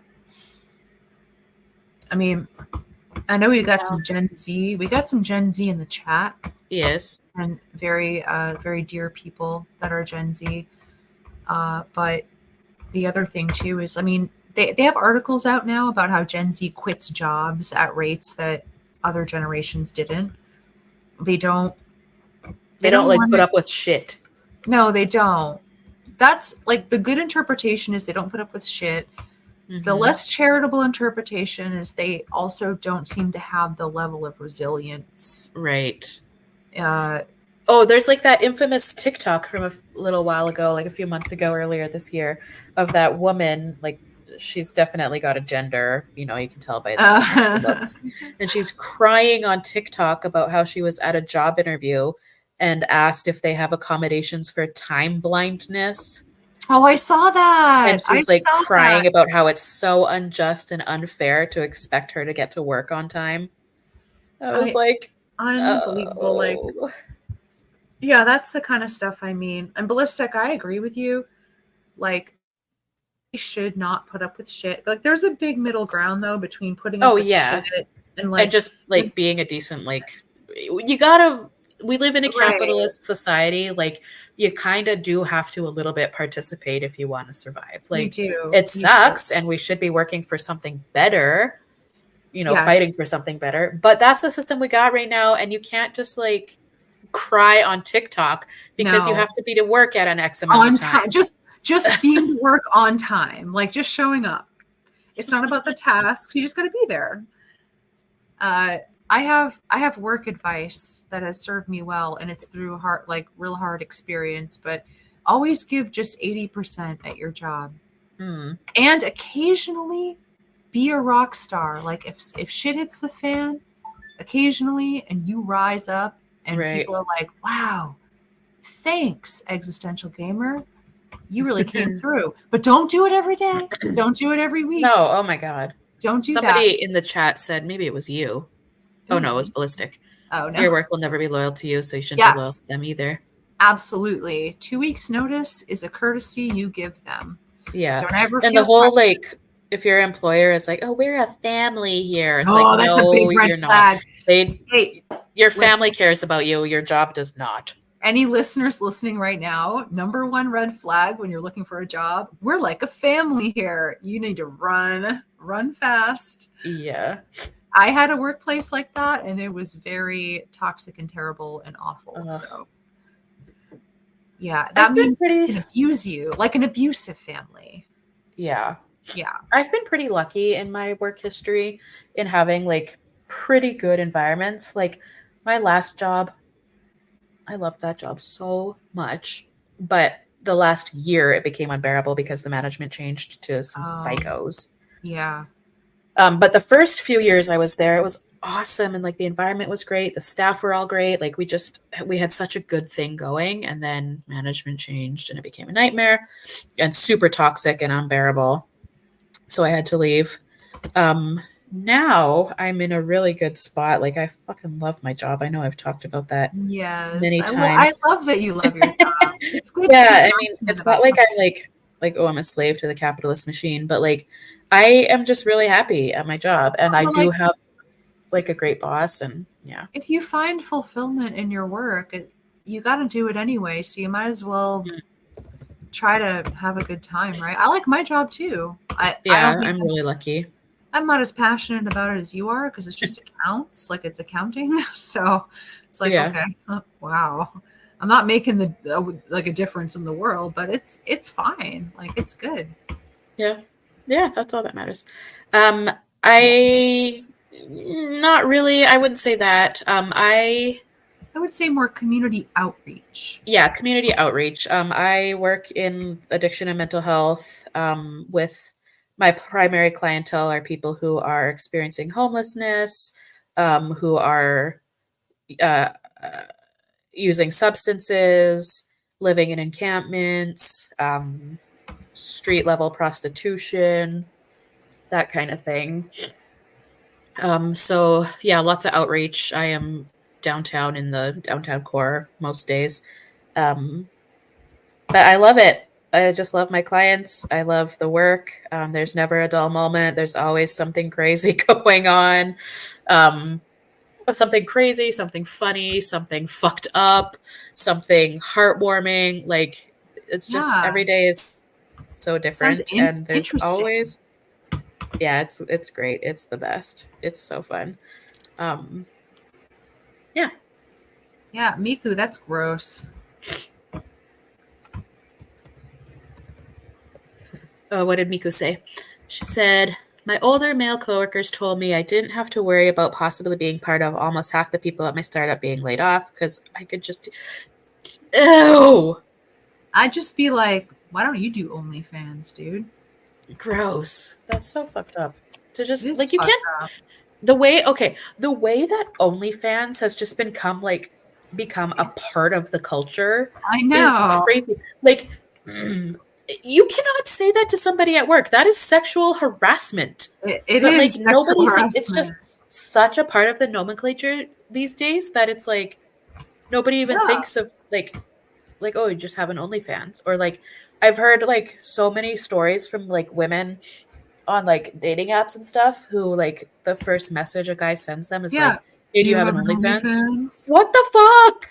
That's literally the equivalent of your coworker being like, "Hey, do you hook on the street? Yeah. Are you a hooker? Uh, how much?" It's so gross. It's like, shut up. That's absolutely sexual harassment and should be reported. I know you say you don't have I an know. HR, so that's fucked up. Because I'm sorry, but it's a shitty startup. That's why those companies. Also, another piece of advice: don't work for a startup if you can help it. yeah, if you can help it. But there's Don't got to do it. be like a maybe not an HR department, but there's like a better business bureau type, you know what I mean? You could, I don't know, maybe report them to the Department of Labor, but I don't Yeah, know. Department of Labor. Yeah. Ugh. Yeah, it's like everything's just normalized in porn culture. Uh, it's really gross. Mhm. Yeah, it is. Ugh. It's like we're back to the 80s where men are just slapping women on the ass, but it's just, Ugh. it's That you slapping them with that's a great comments. point. That's Yeah. today's version of like yeah, Yeah. slapping her ass or like They don't touch usually. They don't touch women mm, anymore, but they lob all the comments and the porn culture stuff. Oh, you have an OnlyFans? Ugh. ugh. That's messed It's up. like, no, asshole, do you? Right?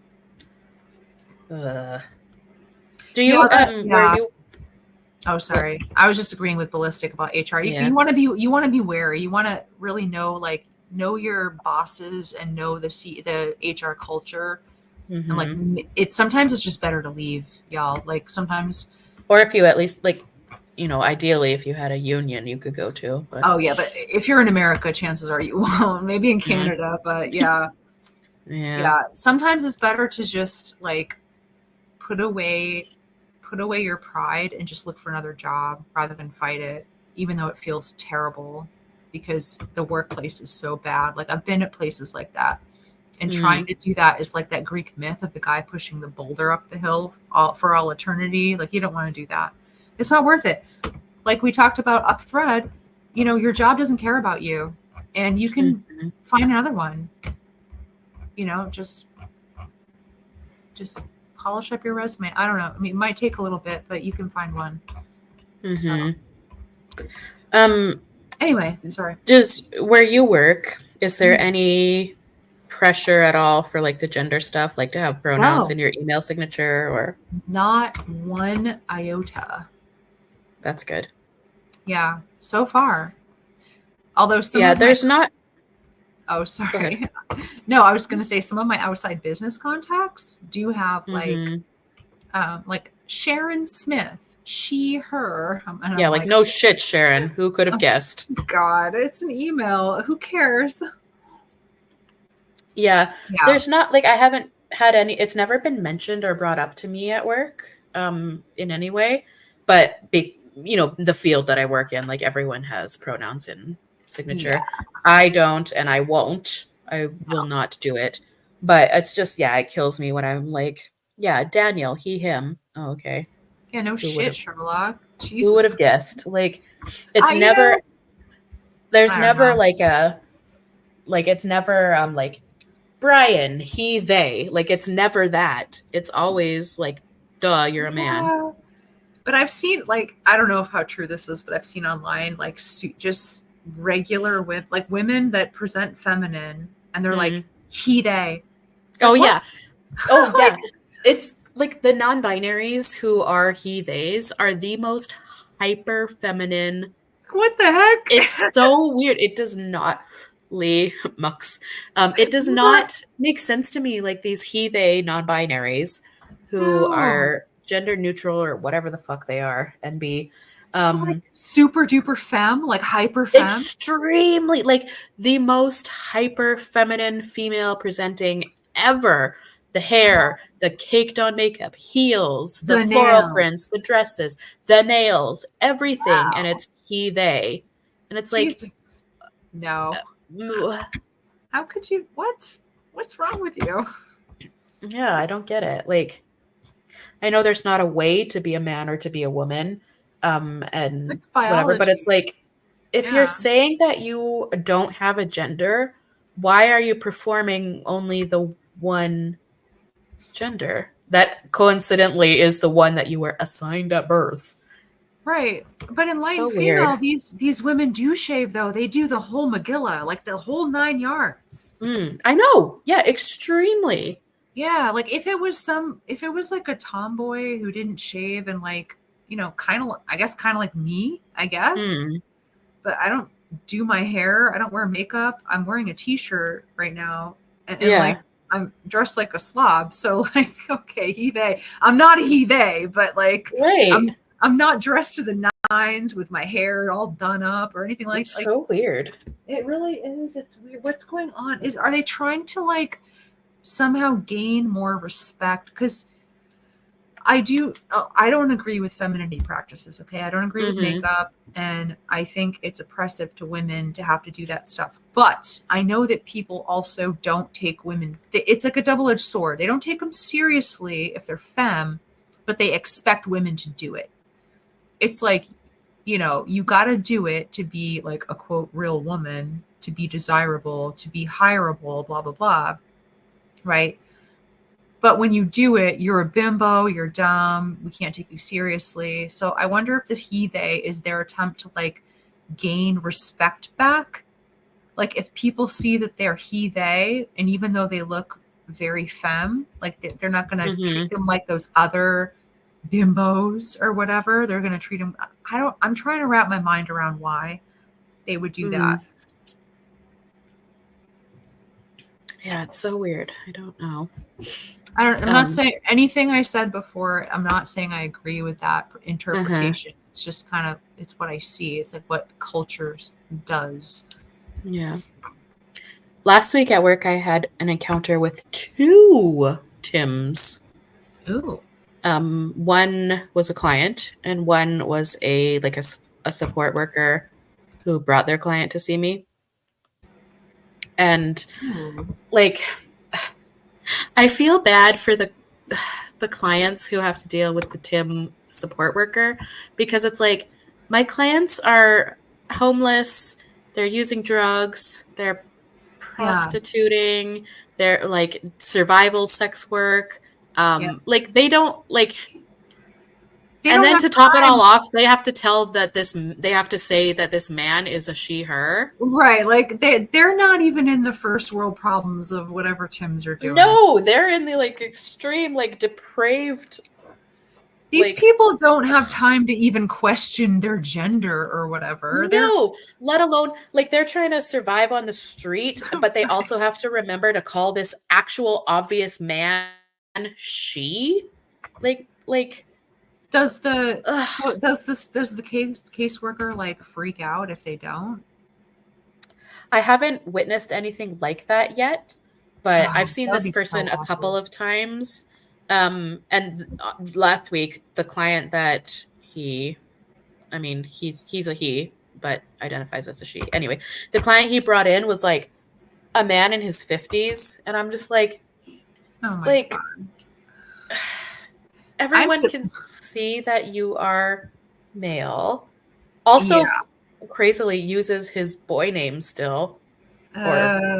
It's sort of, it could, I guess you could argue that it could be neutrally, but it's a guy's name, you know. But I'm thinking of Michael, that's used for like mostly men, but there's some women named Michael. Right. It's or you know, like a Taylor or a Jordan. Yeah, exactly. One of those kinds of names. Not any of those names, but you know. Yeah. But yeah, well, and that's the thing. Nessa says, "Don't you understand? These men in dresses are being genocided. Have some compassion." And that's just it, right? It's like, look at your client. They live in a tent in the park, and they're shooting fentanyl every day. Like, and you think you have problems because somebody correctly sexes you as a man? Like, are you kidding me? Get out of here. I'm surprised that more of the clients don't want to clock that guy. Especially the male clients, like the male ones. Mm-hmm. The 50-year-old plus like alcoholic homeless guys that are like, I ain't fucking calling you she, get the fuck out of here. Well, have you heard of that phenomenon though, that apparently like men genuinely do have trouble distinguishing? Oh, okay. I have a funny story. I have a really funny story for you. Because like they just associate woman with like hair, dress. Yes. And they do. So apparently they genuinely do kind of struggle to identify Tims, even obvious ones.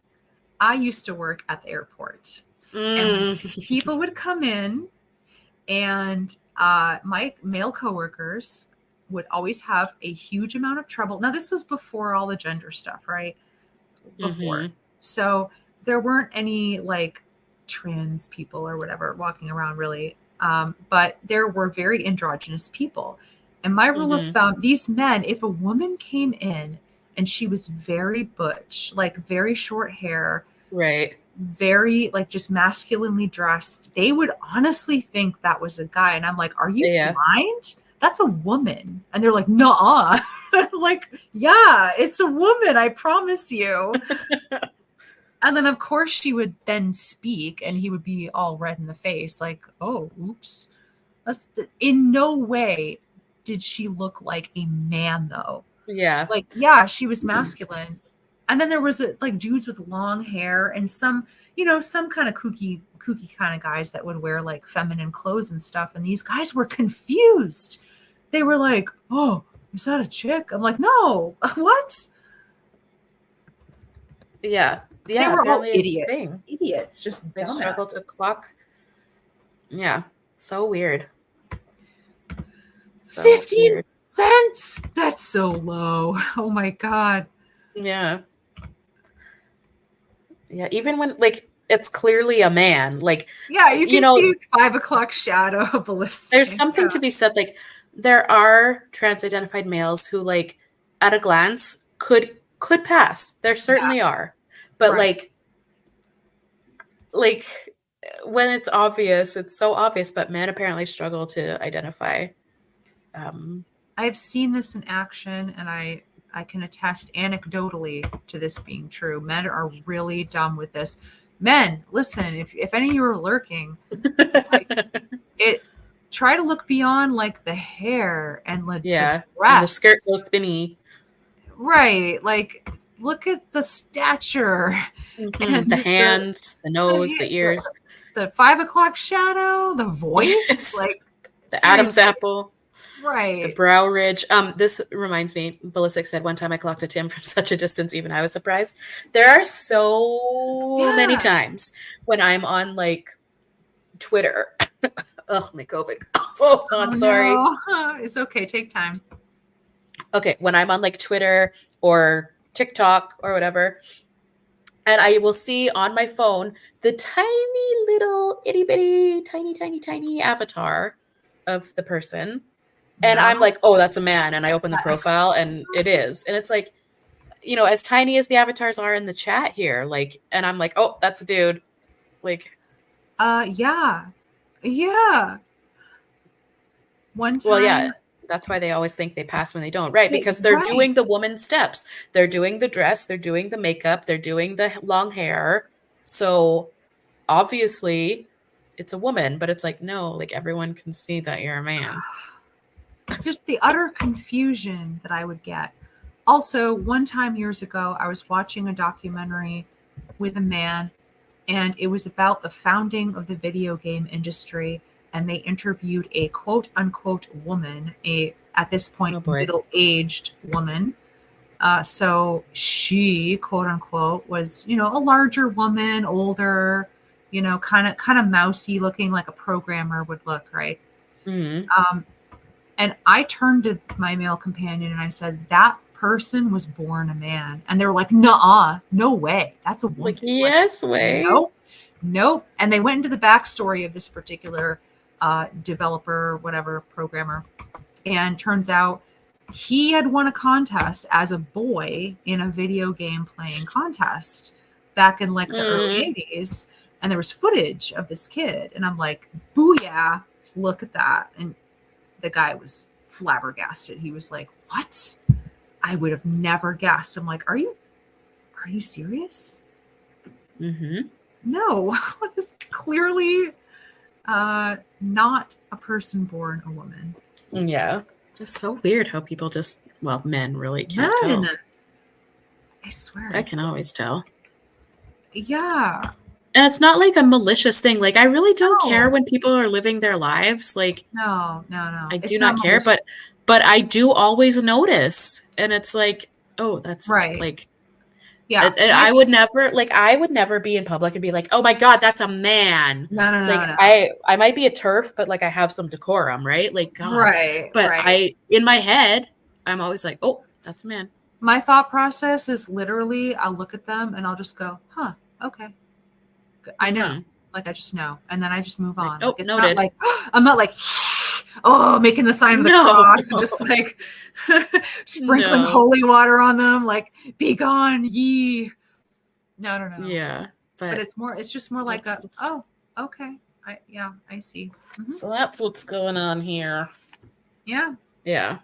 Yeah, there's a woman who I'm sure is a TIFF or whatever they call them, trans-identified female, who works at the local grocery store, and she seems perfectly nice, very feminine. It's just she has facial hair, so yeah, like styled in a masculine way, and she dresses masculine Mm-hmm. and has short hair and stuff, and I forget the name tag on her tag, or the name on her name tag, but it was something masculine. And I'm just like, okay, yeah.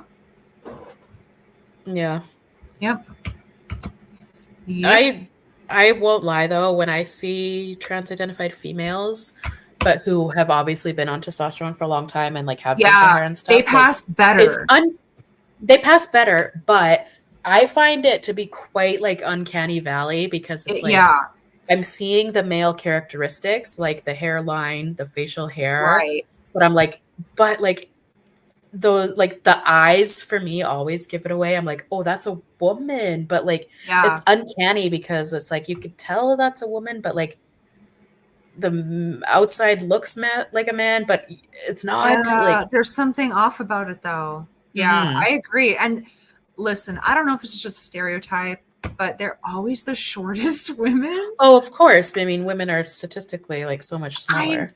look there, you never, I don't know, maybe I just don't know But enough, but like there, I'm you know five what though? eight. You don't see Yeah, the there five aren't. eight to six Yes, foot tall women. right. There aren't like, yeah, 6 foot or like there's not like 5'8" and above trans Yeah, men.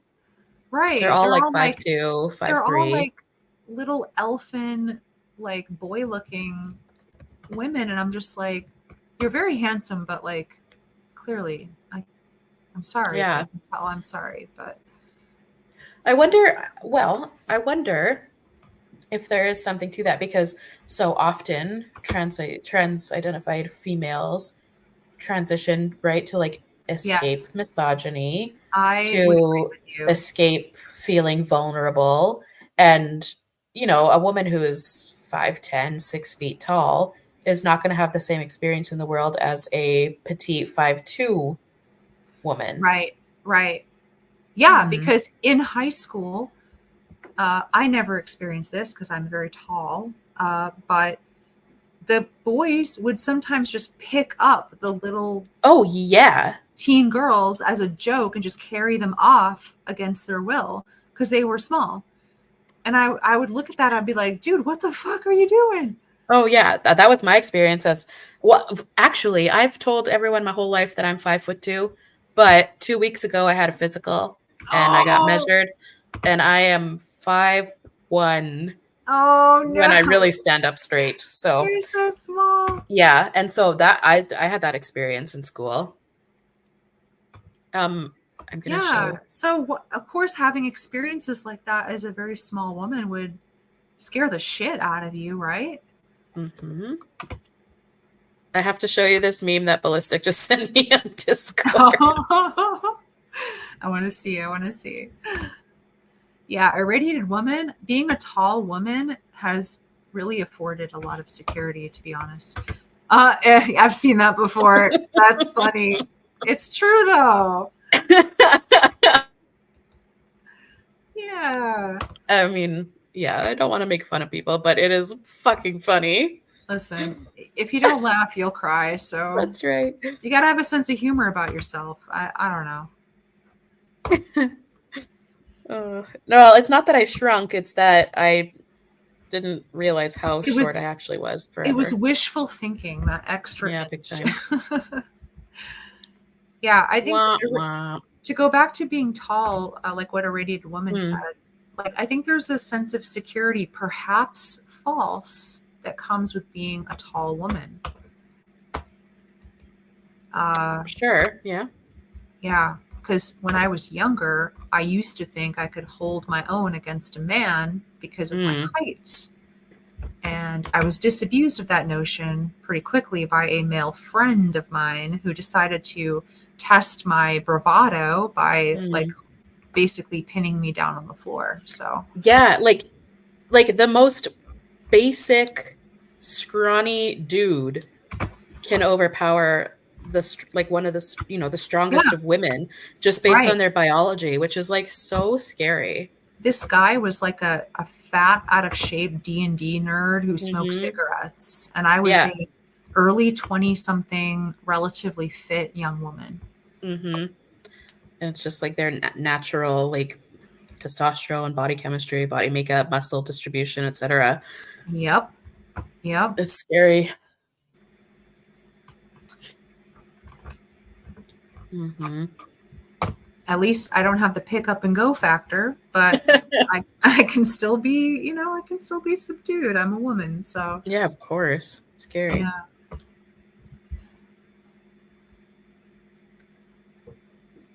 Yeah, a radiated woman, I don't get a lot of street harassment in general, and I do wonder if it's because of my stature. Not as much as my shorter friends and family report having gotten. So, yeah, there might be some truth to that because they might see, and I've actually, this is kind of dumb, right? But I've played sidewalk chicken with guys. Okay. Oh yeah, I do that all the time. Yeah, but you know that thing where men will not move out of your way if you're coming? Mm-hmm.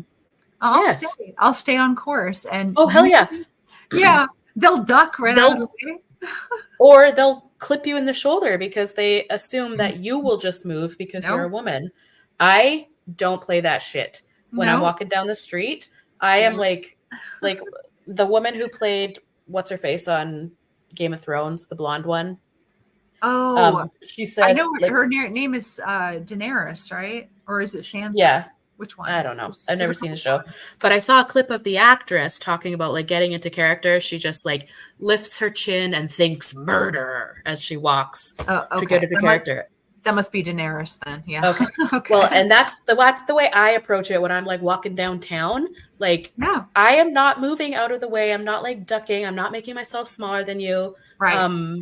For a man, and often, yeah, men will clip you on the shoulder because they assume that you're gonna get out of their pathway. It's like, no, get fucked, move. Yeah. I do the same thing and walk with like my chin up, confidence. Mm-hmm. RBF. I know RBF is kind of an iffy term because it has the B word in it, but Yeah, like, yeah, yeah. yeah, but you got to cultivate the war face. Cultivate the war face. Exactly. I've only been shoulder clipped one time in my life Hmm. playing sidewalk chicken, though.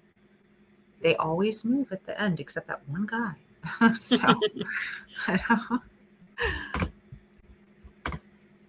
I thought she was like dirty blonde. I don't know. Listen, I'm not a Game of Thrones fan, so Yeah, I've I never seen it. could definitely be wrong. I went up to 3 seasons and then I quit because the show was emotionally exhausting to me. Mm. And it was very graphic, both Mm-hmm. like gore wise and sexual wise. And sometimes Yeah. I can deal with that to a point, but there was a fatigue of like just Oh, pulling another up. woman being abused. Right. Like there's that. And then there's like the fact that you can't get attached to anyone because anyone could die.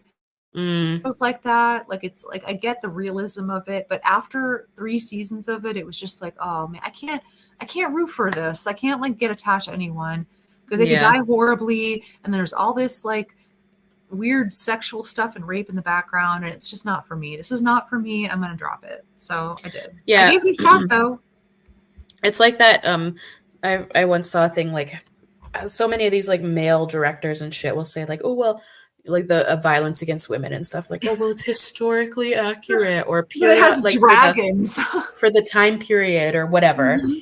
But it's also like, well, then how come there's no women with hairy legs and armpits? Oh yeah, yeah. Oh my But you know god, what I right? will say though? I watched uh fuck, what the hell is it called? It's the prequel to Yellowstone, 1883, Oh I think it's yeah, called. I've been meaning to watch the Yellowstone series and stuff for a So while. I started in order. I started with 1883, and then there's 1923, and then there's Yellowstone. Mm, Um, 1883, I thought was fucking awesome. It was really so good. Also, all of the women in it have hairy armpits. nice. That's a I know. I start. was like, oh, that's so cool. Like when I first noticed it, I was like, damn, historical accuracy. Hey, Chomp, I would suggest you do not interact with that person. Who is, ooh, Yeah. recommendations on navigating a situation involving a newly out Tim who's definitely influenced by porn addiction. Is this a family member you have to see? Because otherwise, I would never speak to this guy. Yeah, that sounds really awful and horrible. If it's a family member you can't avoid, I mean, God, It depends on like like what generation are we talking? Is this a kid? Is this an older relative? That would affect the dynamic. Yeah. We need more info, Chomp. But yeah, if this is just some dude that you know that's not related to you, there is no point in trying to befriend like porn addicted or incel adjacent dudes. Like, don't waste your time. It's not worth it. I promise you. I don't like him. Yeah. He's a best friend of one of my best friends. Okay, is your actual best friend a woman though? Or a man?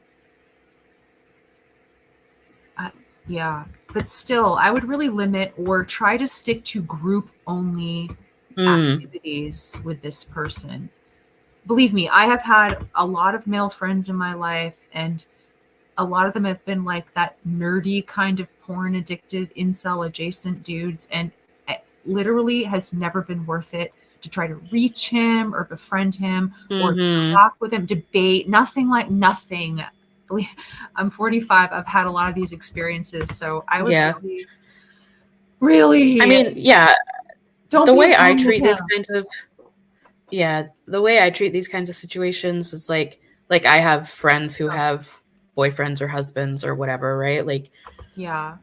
I'm cordial. I'm a decent person. I'm not going to be like an evil Listen, psycho, but I can hang with anyone, but when it's this kind of guy though, I'm not putting any kind of like actual effort into building or maintaining any sort of relationship with any of these men. right? I will be cordial. I'll be Yeah. decent, but like, I'm not interested in their life. I'm not going to ask them about their life. I don't care. Right. I actually operate the exact same way. Like Mm-hmm. any peripheral dudes I know are not my friends. Like I use that word very carefully. There's no reason for me to be like friends with a Mm-hmm. guy. I mean, yeah, like you said, you can hang with someone, you can have a barbecue with a bunch of Yep. people. Some of them are guys, it's fine. Chomp, if your friend, listen, I don't know the dynamics and I could be presuming, but if your friend is very insistent on hanging out with this guy, I would question, since she knows your views, I would question her motivations. If she's always kind of pushing him as to play. Oh, are you guys on like a gaming group or something? Sounds kind of like it. Yeah. Yeah. I that's yeah, I don't know. I would just be like, nah. I don't want to play with them. I don't even know if I'd say he makes me uncomfortable because part of me is cynical and aware that she knows that. And if she's asked, like, she knows your views, she knows your stance on that stuff, and like, this guy is a creep, right? Like, he's obviously porn addicted and sketchy, right? So if she's like, hey, you should play a game with Tim, kind of I don't know, am I too cynical? Maybe. Suspicious. Yeah. Yeah. Wow, 2 hours we're Oh hitting. god. Oh my Time god. has flown this evening. It's been really wonderful conversation. I know. I've been enjoying it, but probably wrap up, I think, because Yeah, it's yeah. late, much later for you. And I Oh have no, to. it's fine. It's only 10 o'clock. Well, okay. Yeah. Okay. Well, I am Nana, and I go to bed between 8:30 and 9 usually. Oh no. But I get up early. But yeah. Yes. Um. It is a work night. Yes, it's a work night. I see clients tomorrow, so yeah, thank you for joining me, Existential Gamer. Oh, thanks for having me and letting me ramble on and on about things. Oh no, I love it. I I appreciate love it. I appreciate it. Yeah, I appreciate having you. And to the chat, as always, so grateful for all of y'all in here. Like, it always warms me up when I see all of the familiar names. Like, just Yeah, for sure. it's so nice. So yeah, thank you all for coming. I am doing my best to be regular with streaming again. I had a break for a while because I was just busy, but I'm going to try and do it for sure once a week, maybe twice a week. And yeah, so thank you so much. Nessa, Radiated Woman, Ballistic, Chomp, such a great Chomp. name. Lee, 15th Jessica, Ballistic. I don't want to leave Yes. anyone out. yeah, very appreciative. I don't really have any housekeeping. When this is over, you could refresh and leave a comment because those are always nice. Yes. And Or like the video too, please. oh, thank you. And also, I will link to Existential Gamers channel in the description box, so you can refresh for that as well. Thank you. I'm Of not course. not nearly as polished as your channel, but I don't know if I'm polished either. it's just me talking. If you're into that, hey, come on It's over. great. So yeah, today's Tuesday. So I think definitely, well, here's the thing. Some housekeeping. Next Monday is Thanksgiving here, so it's a holiday. So I was thinking I might try to do like an earlier midday because then some of the European and South American gals could come. So we'll see. Well, if you're talking about Monday, unfortunately, I will be coming home from South Carolina on that day. Oh, that's okay. Enjoy your vacation. So, yeah, I may or may not pop in the chat depending on the time, but For I sure. will be in airplane mode. Literally. Yeah. Yes. Oh, the names of the schools. There was hundreds around the country. But so I can't really name, like there's hundreds, but 2 documentaries that I recommend about the history of residential schools in Canada are called We Were Children, and one is called Unrepentant. They're really, really profound and great documentaries about the history of residential schools and the impact on survivors. So I would recommend those. Just the word unrepentant brings up so I many. know. I'll try to find them and put them in the description as well. So maybe keep your eye out for that. Anyway, thank you so much, y'all. Thank you for the wonderful chat. Bye. And I'll see you next week. We will see you next week. I'll try to work it around when Existential Gamer can be here. Yeah, I'll be here. I'll be back Tuesday for good. So. All right. Sounds good. Thanks, All right. y'all. See y'all. Have a great night. Bye. Bye.